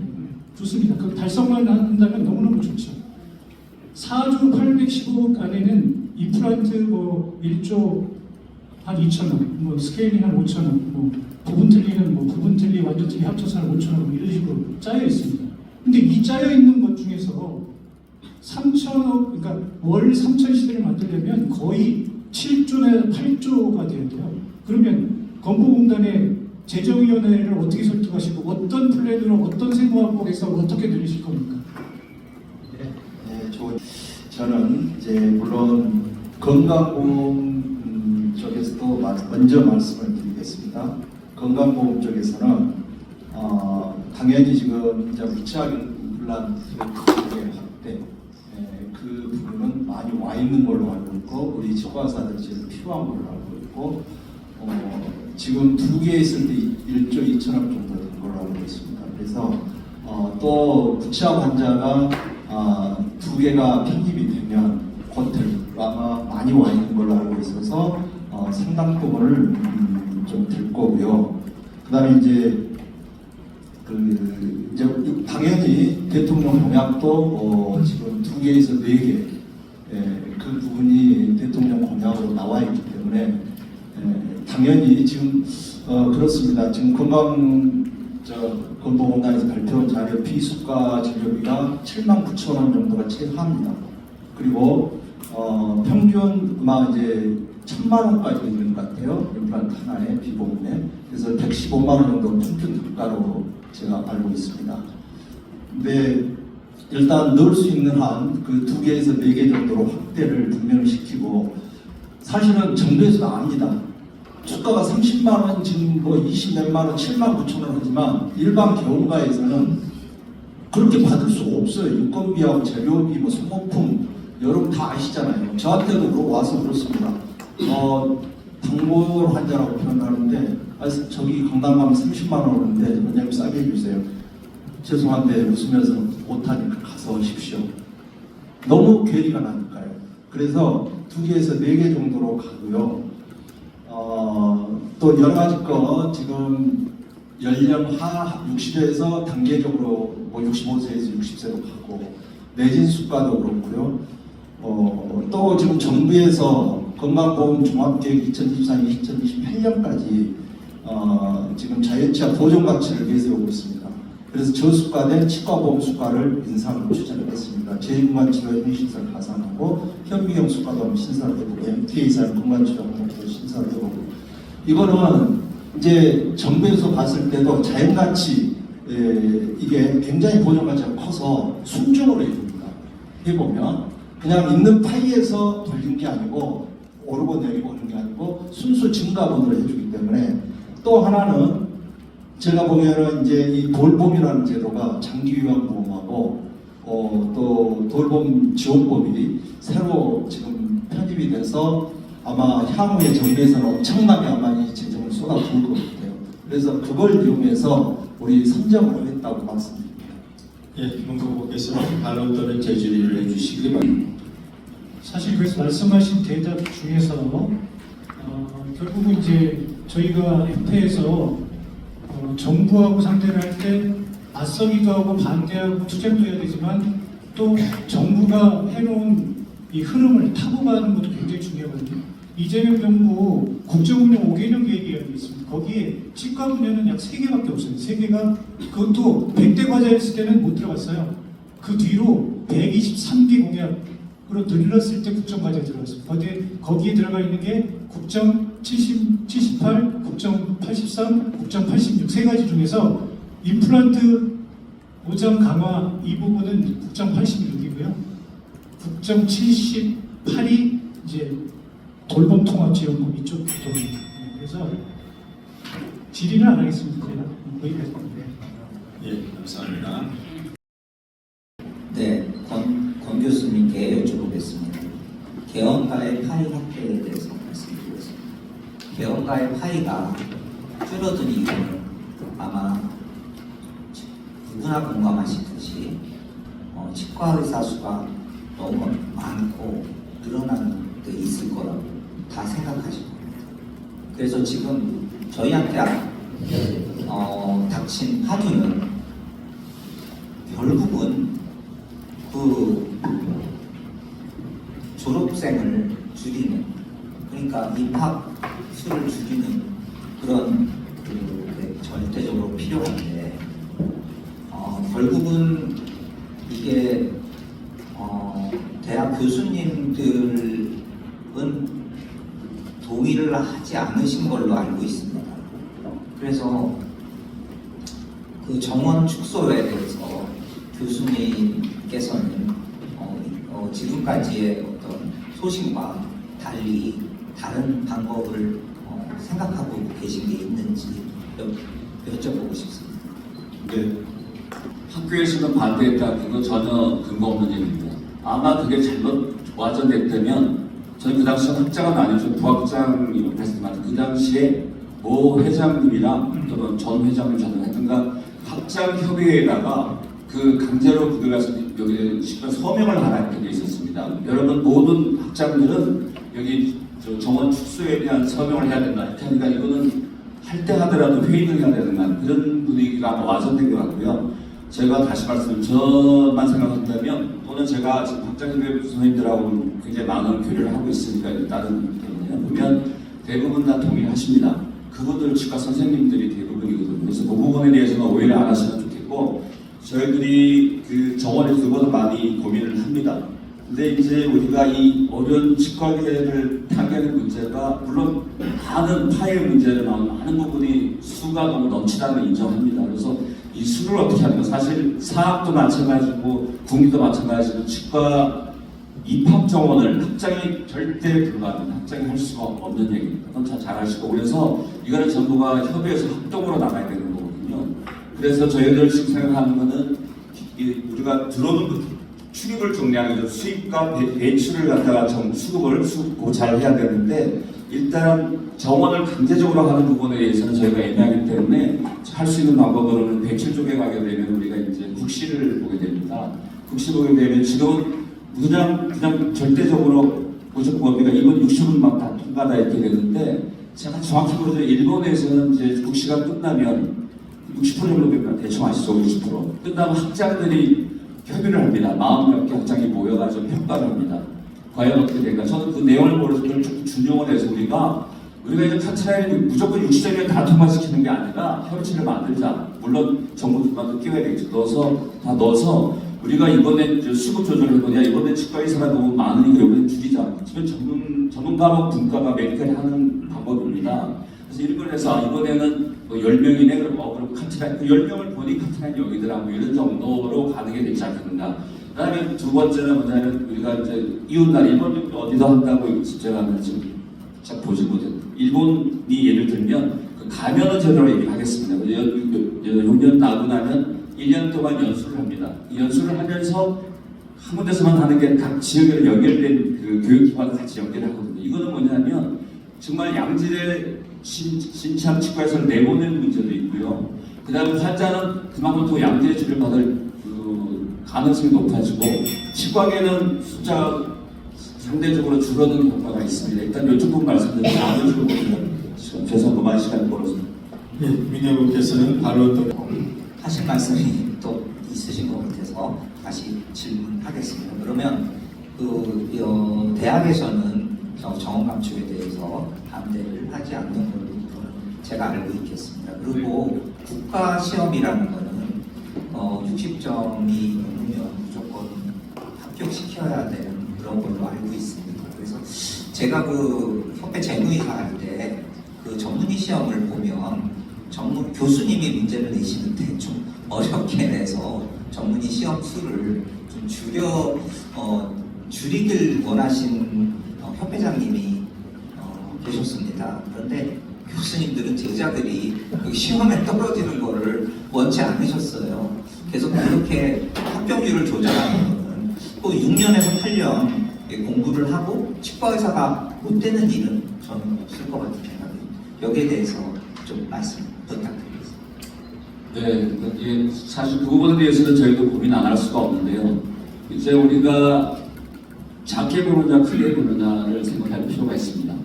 사실 이게 혹시 잘못되게 되면 기득권들이 자기네들이 밥그릇을 챙기려고 하구나 할 수도 있겠지만 우리 이 치과는 치력도도 100년이 작년에 행사를 했지 않습니까? 100년이 넘었습니다. 영원히 가야 될 직종이고요. 1, 2년의 문제 때문에 우리가 큰 거를 망칠 수는 없습니다. 크게 보고 가야 됩니다. 그래서 제가 물론 선생님 저도 그런 경험이 있기 때문에 제자 떨어지면 가시면 내년부터는 되지 치과 1년하고 접을 거 아닙니다. 그래서 우리가 지금 할 건 뭐냐면 우리가 좀 지역적인 문제에서 고민하지 말고 조금 더 크게 나가보자. 큰 그림을 그려보자. 그래서 혹시 이제 여기 계시는 다른 세우고님들도 협회장이 되시면 진짜 여러분은 큰 그림만 그리시면 됩니다. 아까 데이터 엄청나게 데이터는 전문가들 다 불러오면 됩니다. 다 잘하는 참모들 많이 있습니다. 그럼 여러분들 큰 그림 그리시고 부족하시면 선배님들 다 우리 자문인을 모셔서 하시면 되고요. 그렇게 하기 때문에 아까 말씀 혹시 너무 저희들이 우리가 후배들의 길을 막지 않느냐. 그러나 그 후배들의 좋은 토양을 만들기 위해서 우리가 희생한다고 생각하시면 됩니다. 이걸 내가 먹을게. 니네는 좋은 밭에서 가서 놀아라. 이런 생각을 해주시면 감사하겠습니다. 네. 후보자에게 질문해 주시기 바랍니다. 네, 구강검진 제도의 내시와 그 파노라마 촬영에 대해서 말씀드리겠습니다. 박 후보님께서는 치과위생사의 파노라마 촬영을 법제화하셨다고 말씀하셨습니다. 그게 아마 17년 전인 2009년 제도 개선 공고문 권익위원회에서 나온 걸로 알고 있습니다. 그래서 그 파노라마를 그 의료기사 등에 관한 법률 시행령을 개정을 하는 게 어떻게 되느냐, 12월까지 조치 기한을 주고 하는 게 어떻겠느냐 했는데 그 결국 그 전이나 후나 이게 2009년 그리고 올해 지금 시행되고 있는 건데 바뀐 게 없습니다. 사실 바뀐 게 없어요. 법제화가 되지 않았습니다. 그래서 이거에 대해서 어떻게 생각하시는지 한번 여쭙고 싶습니다. 이제 복지부에서 유권 해석을 통해서 이건 물론 시행령에는 들어가 있지 않습니다. 그러나 복지부 유권 해석도 똑같은 그런 법이라고 생각을 하시면 될 것 같습니다. 제가 알기로는 지금 그 2009년 상황이 어떤 상황이었냐면 정부 건보공단에서 각 치과위원으로 전화를 걸어서 여자가 찍었냐 남자가 찍었냐 파노라마를 남자 원장님인데 여자가 찍었다고 전부 조사가 나왔습니다. 그래서 3년치 전부 환수 그렇게 아주 급박한 상황이었습니다. 근데 그 자체가 제가 친지사 들어갔을 시절에 10년이 넘었습니다. 그걸 해결하지 못했습니다. 그 상황에서 전 회원이 거의 환수를 당할 위험에 처해 있습니다. 만약 환수되면 그냥 환수 안 합니다. 지금은 고박이 5배입니다. 불법이라고 판정을 하면 어마어마한 숫자가 액수가 환수를 당하기 위해서 권익위원회한테 제소를 했고 권익위에서 보건복지부에 권유를 했고 방산사협회에서 엄청난 반대를 했습니다. 그랬기 때문에 못했습니다. 사실은. 그러나 방산사협회에도 다 인정을 했고 당시에 유권해석을 통해서 법령으로 다 제정이 됐다고 저는 판단하고 현재도 그 이후로는 파노라마에 대해서는 뭐 치과의생사가 찍는데 어떠한 불이익도 없고 처분을 받은 일도 없다고 봅니다. 예, 김민경 의원께서는 반론 또는 해석을 통해서 이제 법령 개선 필요가 있다고 하고 그 이후에 서로 무시적으로 이거는 그냥 넘어가는 상태인 걸로 저도 알고 있습니다. 그런데 지금은 그런데 여기서 세팔로가 포함되어 있으면 이건 위생사고 못 찍는다 이렇게 돼 있고요. 지금은 또 CT가 붙은 그 기계가 많습니다. 그것도 못 찍는 상황이 된 걸로 알고 있습니다. 그래서 여기에 대해서 이렇게 우리가 자꾸 이슈화를 시키면 방사선협회에서 자꾸 이제 예민하게 생각할 수가 있기 때문에 이거 법제화를 했다는 말씀은 조금 빼주시면 어떨까? 예, 그리고 한 말씀만 말씀 올리겠습니다. 한 말씀 제가 더 드리겠습니다. 지금 성관위에서도 문자에 법제화했다고 이렇게 하셨는데 요거는 조금 신중하게 법제화가 안 된 상태니까 신중하게 생각해서 문자를 하셨으면 좋겠습니다. 예, 감사합니다. 법비거든요. 그것도 복지부에서 그렇게 이야기를 하고 있고요. CT하고 지금 찍지 못하는 게 그렇습니다. 방사선사협회에서 우리는 간단하게 생각하거든요. 그냥 스위치만 누르면 된다고 생각하는데 방사선사협회에서 그렇게 되면 체스트 PA 이거 가로점사가 찍어도 할 말이 없다는 거예요. 그래서 반대를 엄청나게 했던 거예요. 이거 법물이 타지만 자기네들은 밥그릇을 다 뺏긴다. 그렇기 때문에 반대를 10몇 년 동안 해왔고 이 파노라마에 대해서만큼은 파노라마 한 장 찍는데 비행기 타는 것보다 그 방사선 도세지가 낮아요. 비행기도 못 탄다. 저는 그렇게 주장을 했어요. 그렇게 해서 지금 CT나 이 부분은 우리 덴탈 CT만 하는 게 아니고 메디칼도 생각을 해줘야 됩니다. 그걸 풀리게 되면 메디칼 그것도 다 풀어줘야 됩니다. 마찬가지로 진료 보조 인력한테 그래서 그거는 굉장히 어렵다고 말씀드리고 파노라마에 대해서만큼은 같은 기계가 있더라도 파노라마는 연생은 찍어도 됩니다. 그러나 CT나 나머지 부분은 원장님들이 현재까지는 찍어야 되고 그거는 메디칼하고 꼭 우리만 생각하시면 안 돼요. 메디칼도 다 풀어지게 돼 있어요. 그래서 그것 때문에 방사협회에서 그거는 정말 목숨 걸고 반대하는 상황이어서 파노라마는 그대로 찍으십시오. 네, 괜찮습니다. 네, 보조 인력 문제에 대해서 말씀드리겠습니다. 김홍석 후보님은 지금 아까 똑똑하는 그런 여러 가지 동영상을 통해서 휴머노이드 로봇이 이제 보조 인력을 대체할 수 있을 거라고 말씀을 하시고 있는데요. 그 보조 인력이 사람을 대체하려면 여러 가지 법적 문제도 굉장히 있고 거기에 대한 위험성, 이제 석션을 하다가 힘이 컨트롤이 안 된다던가 이런 많은 수많은 난관에 부딪힐 것 같습니다. 그래서 그게 과연 그런 로봇이 나오고 또 우리가 구입을 할 수 있고 또 이게 법제화되는 게 과연 3년 만에 될 수 있는지 거기에 대해서 말씀을 해주시고요. 또 하나는 그러면 휴머노이드 로봇을 이제 우리가 하자는데 그건 뭐 상업적으로 나오면 우리가 필요하면 이용할 수 있으면 다 사고 그렇게 하면 되는데 개발을 하시겠다는 건지 개발하는데 협회에서 비용을 투자해서 도와주겠다는 건지 아니면 개발돼서 나오면 구입 비용을 협회에서 지원을 해준다는 건지 어떤 건지 정확히 말씀해 주시면 감사하겠습니다. 휴머노이드 로봇이 굉장히 요즘에 센세이션을 일으키고 있는 건 사실인 것 같습니다. 제가 페이스북에 똑똑 시리즈 1탄을 올렸더니 우리 김민교 후보께서 좋아요를 눌렀어요. 그래서 3대 후보인데 이렇게 좋아요를 눌려서 굉장히 공정하시다. 저는 이렇게 생각이 듭니다. 그래서 비록 경제 후보지만 잘하는 건 잘한다라고 표시했던 거 아닌가 이런 생각을 해서 잘못 누르신 건 아니죠? 설마. 그렇게 생각을 하고요.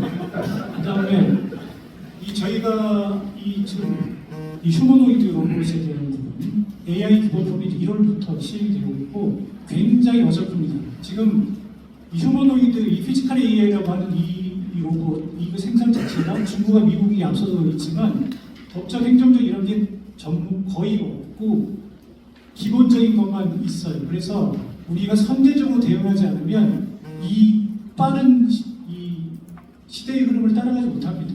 협회가 저희가 AI 로봇, 이 피지컬 AI만 하는 게 아니잖아요. 덴탈 어시스턴트 제도도 있고 일반인이 헌법소원에서 소조의 교육을 받으면 하는 걸로 여러 가지 다각도를 하고 있습니다. 협회는 뭐든지 해야 됩니다. 닥치고 해야 됩니다. 되든 안 되든 여러 가지 해서 진료가 1인 진료든 아니면 사람이 많이 보조 인력을 놓고 하든 진료 형태가 다각화돼야 돼요. 개원이들도 일반적인 개원 형태가 돼서는 안 됩니다. 그래서 그런 거 있기 때문에 우리가 이제 그 부분에 대해서는 당연히 개발이 되면 그냥 사서 쓰는 게 아니라 협회가 인증하고 관리해야죠. 환자한테 위해를 주서는 안 될 거 아닙니까? 치과대학병원이나 아니면 공신력 있는 병원에 테스트밸리 로봇을 설치해서 충분히 일정 시간 위해가 없이 잘 컨트롤 되는 거 이런 것도 다 확인하고 들어가야 되겠죠. 돈 내라 하는 거는 개인이 살 수 있습니다. 개인이 사게끔 하는 건데 그 전에 협회가 모든 거를 다 완비시켜놔서 개인한테 할 수 있다고 해야지 수입 활동을 쓸 수 있는 게 아니에요. 아무도 장비 자체도 어느 정도 인증 허가를 거쳐야만 들어오게끔 저희가 할 겁니다. 답변해 주셨는지 모르겠습니다. 근데 제가 빨리 보려고 2번 누르다가 좋아요가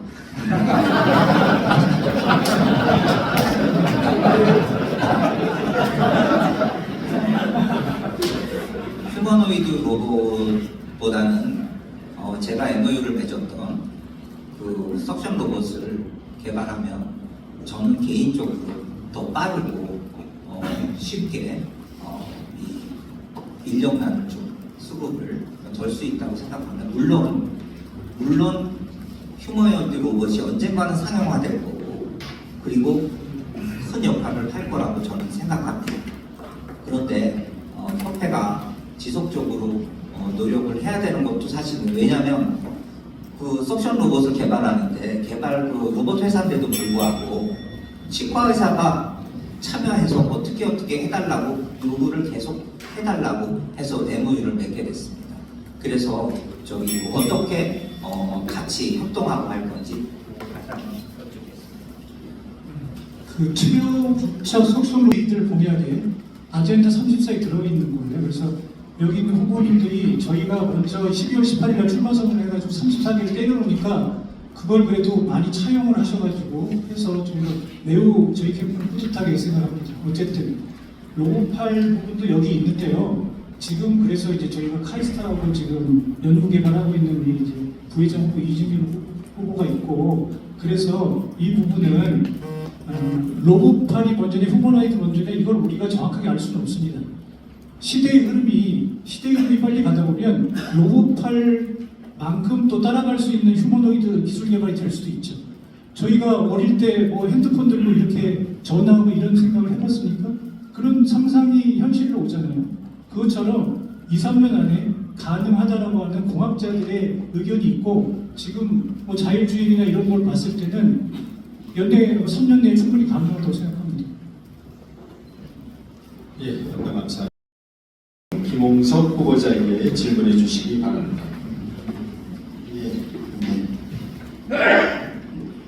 김홍석 후보님께 질문을 좀 드려보겠습니다. 지금 병가에서 불법 네트워크 척결 그거 하고 또 구인남 이게 가장 핵심적으로 떠오르는 사람 같습니다.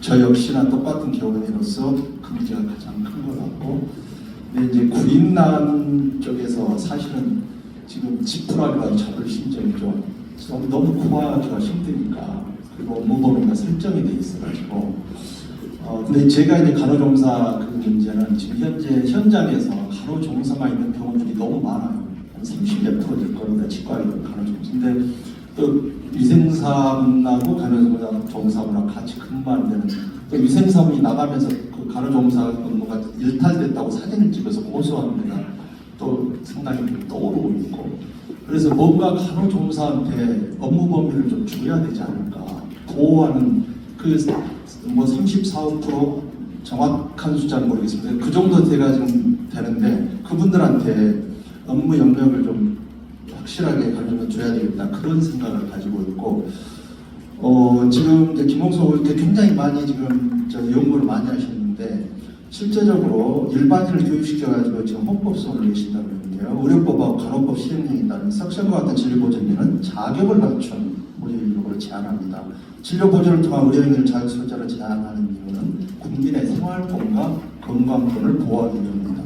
간호사가 52만 명 있고 간호종사 90만, 치과의사가 10만 명이 넘습니다.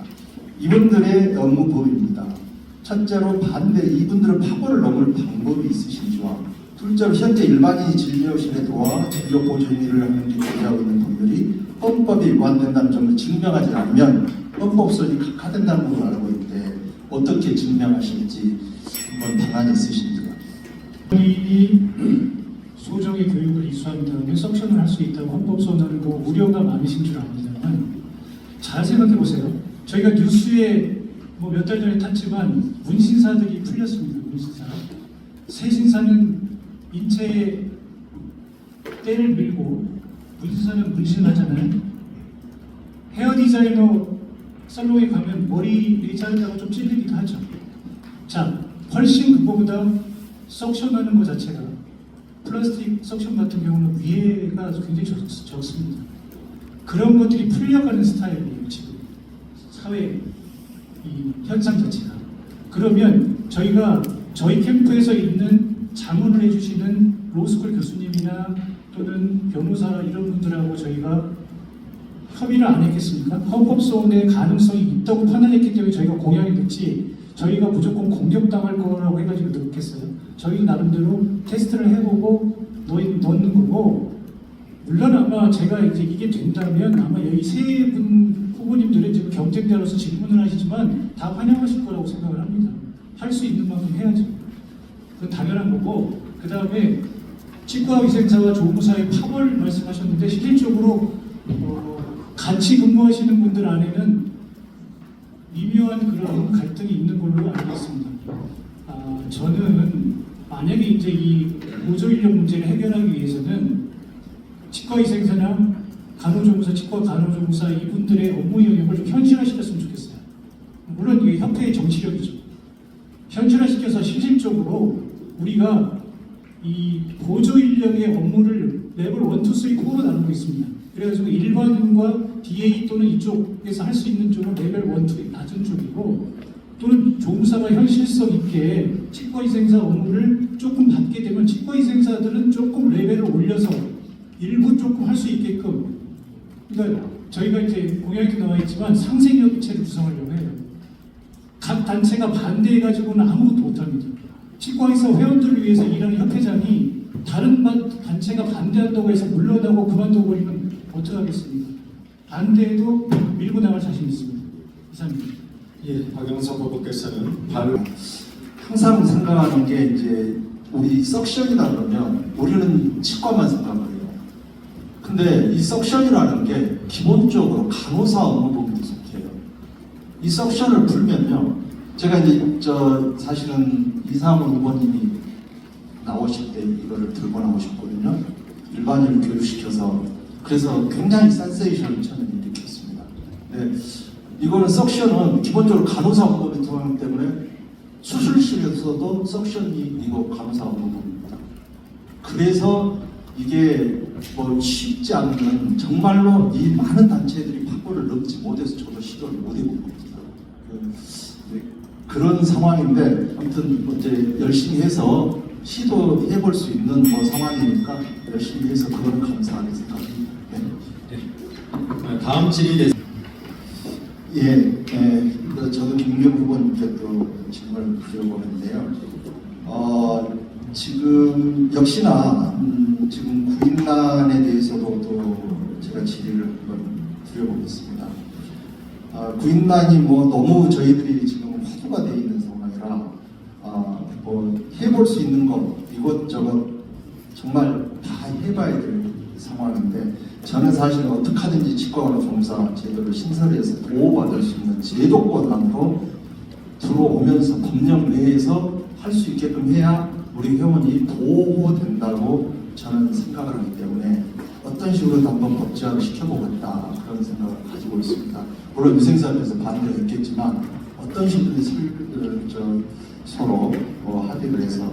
근데 이제 해외 보조인 김은경 후보님께서 해외 보조 인력을 추진한다고 말씀하셨는데, 사실 일본에서 간호 인력을 해드리기 위해서 인도네시아, 필리핀, 베트남 경제 동반자 협정을 맺었습니다. 그리고 외국인 간호사 영입을 했으나 실패한 정책으로 끝났습니다. 이게 어려운 게 치의생사도 똑같습니다. 간호사도 학부 과정이 다 틀립니다. 치의생사도 각 나라마다 2년 과정, 3년 과정 다 틀리고, 그 다음에 교육도 다 틀립니다. 이게 표준화 스탠다이제이션이 안 됩니다. 그래서 이거를 우리 치과의생사만 따로 여기서 뽑는다? 그거는 굉장히 좀 어려운 상황이거든요. 복지부에서 인정을 안 하는 상황이에요. 그냥 면허 소지자가 돼야 돼서 그 사람들을 데려다가, 외국인 사람들을 데려다가 다시 시험을 치러야 됩니다. 우리나라 국가고 그 위생사 면허 시험. 그런데 일본에서 어쩔 수 없으니까 데려와서 이제 치과에서 이제 가령 메디칼에서 그랬습니다. 시험을 보는데 시험 합격률이 거의 뭐 10% 이하. 그래서 언어가 안 돼버리기 때문에 너무 힘든 과정을 거쳐서 실패했는데, 어떤 구체적인 대안이 좀 있으신지 묻고 싶습니다. 네, 좋은 질문 감사드립니다. 제가 말씀드린 거는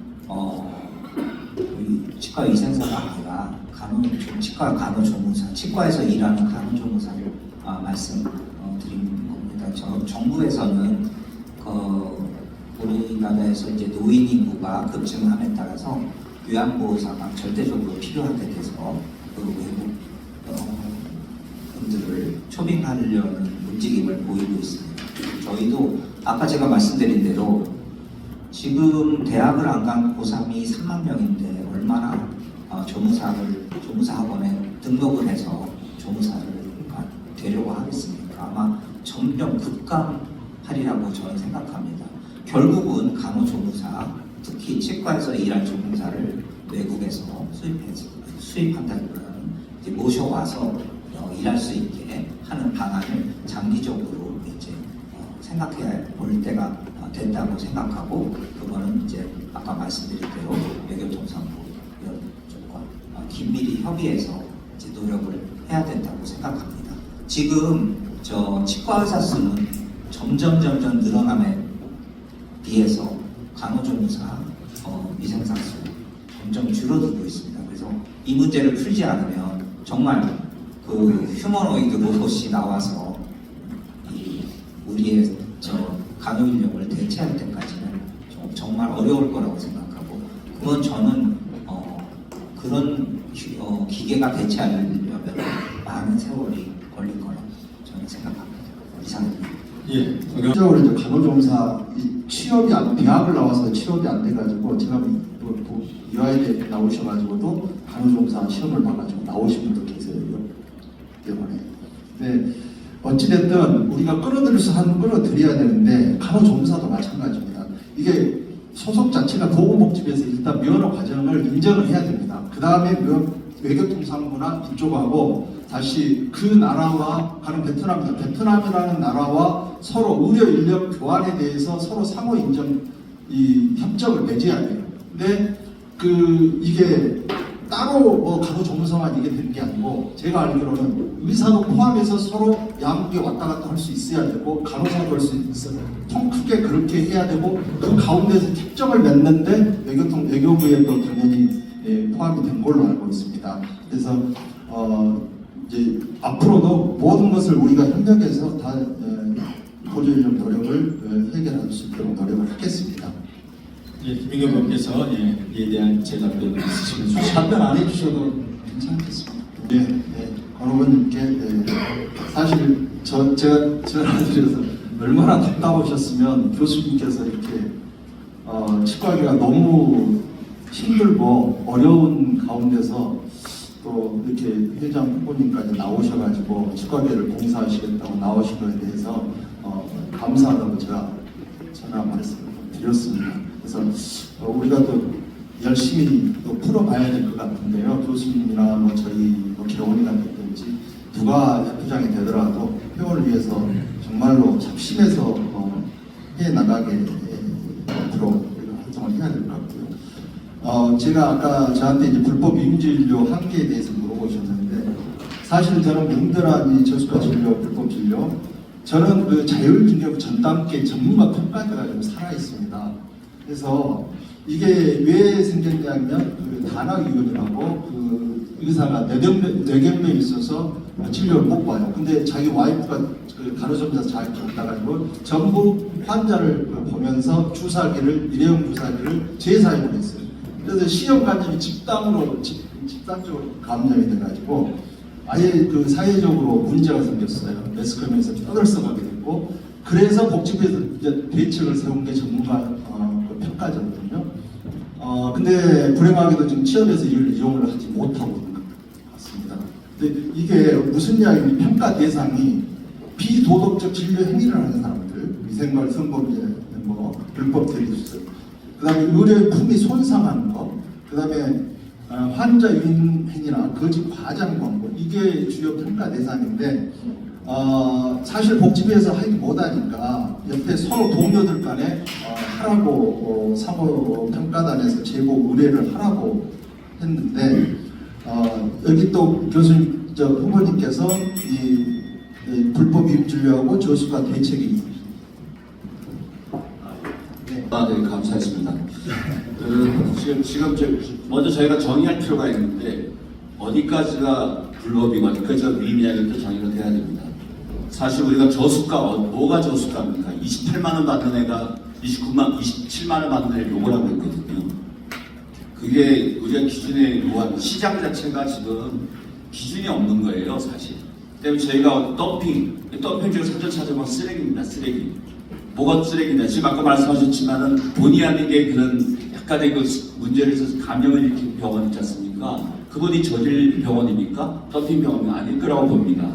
그래서 우리가 저질이라고 생각하는 그 분들은 또 수준이 남다른 사람들도 소독 잘하고요, 다 잘합니다.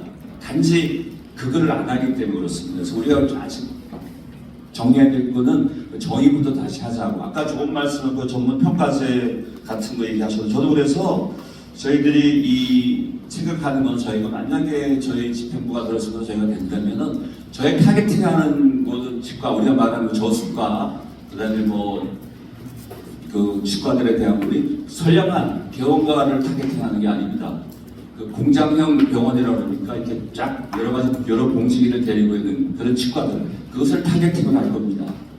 물론 작거나 많거나 간에 다 문제를 일으키거나 제가 현장에 있지 못하다는 것 때문에 제가 조금 비켜나 있긴 하지만 저도 사실 병원에 있으면서 저도 100% 완전하게 합법적인 진료만 하겠습니다만 여러분하고 조금 다른 얘기를 하겠습니다. 그런 거거든요. 그래서 일단 저희부터 하고 아까 말씀한 좋은 제도, 저희들도 그래서 이런 거에 대한 거는 우리 당근과 채찍이다. 당근 채찍을 하자. 그래서 저희는 첫째 먼저 당근이 중요하기 때문에 그런 어떤 협의체 구성이라는 게 되게 좋아합니다. 그래서 협의체 모든 협의체에는 협회가 들어가고 그 유관 단체가 들어가고 만약에 진료를 광고라는 광고해야 하는 업체들 요즘 말하는 데이터베이스 하는 회사들 많다면서 전국에 한 120, 30개 된다고 치과 쪽은 메디컬 하시는 1000개도 넘는 데입니다. 저 숫자도 잘 모르지만 얘기를 하라 그래서 제가 하는 겁니다. 제가 파악은 제가 하는 거죠. 우리 친구들이 해준 거고요. 그렇게 하는데 그런 사람들을 통해서 우리가 철저하게 우리가 기준을 세우는 거를 할 겁니다. 그 사람들도 좋아할지 몰라. 자기들끼리 경쟁이니까 같이 경에서 같은 테이블 안에서 같이 기준을 하게 되면 자기들도 더 편할지도 모릅니다. 우리도 관리가 더 쉬워지고 교육도 같이 하고 그런 식으로 진행을 해보면 어떨까 하는 거. 그 다음에 이제 마지막으로 중요한 건 채찍 부분인데 좋은 말씀인데 제도를 가지고 그 다음에 또 하나 자율징계권에 대한 소랑설레가 많이 있는데 저희들이 법률 검토를 해보니까 법률 자문을 얻어보니까 그 자율징계권도 철저하게 기준을 잡아서 제대로 하게 되는 꼭 필요하다는 얘기하고 많은 선량한 그 경험가들이 자율징계권을 원한다고 합니다. 단지 공평하게만 진행이 된다면. 그래서 저희들은 그렇게 생각하고 열심히 하겠습니다. 예, 자율징계권 이 전문가 평가제 하고 한번 경찰청하고 협약을 통해서 지금 국가수사본부가 올해 2월 10월 31일까지 지금 공적 재정 조례하는 사무장병원을 지금 수사하겠다고 해서 이것도 저는 사무장병원에 주문해서 공장형 치과는 한번 해보고 싶어요. 경찰청 같이. 근데 혹시 후보님께서는 불법 진료가 하고 있다. 그러면 어떤 방법으로 혹시 좋은 방법이 있으신지 한번 척결할 수 있는 좋은 방법이 또 다른 방법이 있으신지 한번 여쭤보고 싶습니다. 아니면은 방법 정확하고 더 많은 경험이 있는 것 같아요. 저는 단지 그 이전에 그 방법을 사용하기 이전에 정의부터 다시 하자. 기준을 세우자는 겁니다. 왜 나는 왜 되고 쟤는 왜 안 돼요? 이런 거 있지 않습니까? 왜 저는 단속하고 저 사람은 단속 안 합니까? 이런 것들이 문제거든요. 우리가 또 많은 사람 지금 동료 간의 신뢰가 깨지기 때문에 이렇게까지 온 거 아니겠습니까? 사실 서로가 믿지 못하니까. 그래서 제가 뚜그러 잡는 얘기 같지만은 이 분위기 바뀌어야 되겠다. 서로 신뢰하고 존경하는 품위 있는 치과를 만들자. 제가 지난번에 신동열 캠페인 갈 때 그 선거들 공부장 하시는 분 말씀하시더라고요. 그 선생님 제발 좀 품위 있는 치과를 만들어달라. 품격 있는 치과를 만들자. 우리가 밥은 굶더라도 우리는 의사다. 그런 생각이 가지시면 좋겠고요. 아까 말한 보조인력 하지만 로봇은 좋은 얘기입니다만 우리가 프로젝트 시스템입니다. 치과의 진료가 완성한 우리 손 둘, 우리 도와주는 위생사 손 둘, 4개 갖춘 양질의 진료가 나온다고 저는 생각합니다. 물론 현실을 모르는 사람, 저도 이해합니다. 하지만 조금 더 저희가 대화를 하다 보고 말을 맞추다 보면은 거기 중간에 조금 더 좋은 지점이 나오지 않을까 생각합니다. 대화를 먼저 하시고 타협을 먼저 하시는 게 제일 중요하다고 저는 생각합니다. 방법적인 문제는 여기 전문가들이 너무 많으시기 때문에 그걸 100% 동의합니다. 이상입니다. 예, 감사합니다. 이제 회장 후보자의 마무리 연설이 있겠습니다. 마무리 연설은 공정한 진행을 위해서 모두에 있었던 정견 발표를 역순으로 진행하도록 하겠습니다. 주어진 시간은 후보당 2분이며 발언 시간 종료 10초 전에는 안내종이 울릴 예정이니 시간을 준수하여 발언을 마무리해 주시기 바랍니다. 그러면 먼저 기호 4번 김홍석 회장 후보자님의 말씀을 부탁드리겠습니다. 가운데 나가서 해주시죠. 여러분 그리고 청중 여러분, 오늘 정책 토론회 어떻게 보셨습니까? 어떻게 선택할 수 있는 후보가 있던가요? 미래를 얘기하고 현재 어떻게 진행하고 뭘 하겠다고 하는 의지가 확실한 후보를 고르셨는지 모르겠습니다. 현재 협회 위기고 반드시 이 위기를 정리하고 넘어가야 할 리더십이 필요한 시기입니다. 그래서 3월 10일 선거 매우 중요합니다. 2주 남았습니다. 저희 기호사번 기봉수 닥치고 해결 캠프에서 열심히 뛰겠습니다. 저는 여러분들의 수준과 예리한 눈을 믿습니다. 이번에 저를 포함한 이 네 사람의 후보가 고만고만한 득표를 얻게 되면 또다시 소송에 휘말릴 수도 있고 협회장의 권위가 서지를 않습니다. 발목 잡기 들어갈 겁니다. 따라서 여러분들이 생각하시는 오늘 만약에 마음속에 정하셨다면 저 기호사돈 기봉송에게 확실한 압도적 표차를 넘겨주십시오. 그러면 3월 10일 이후로 5월달 임기가 시작되면 반드시 여러분들에게 결실을 내어드리겠습니다. 기호사돈 기봉송입니다. 감사합니다.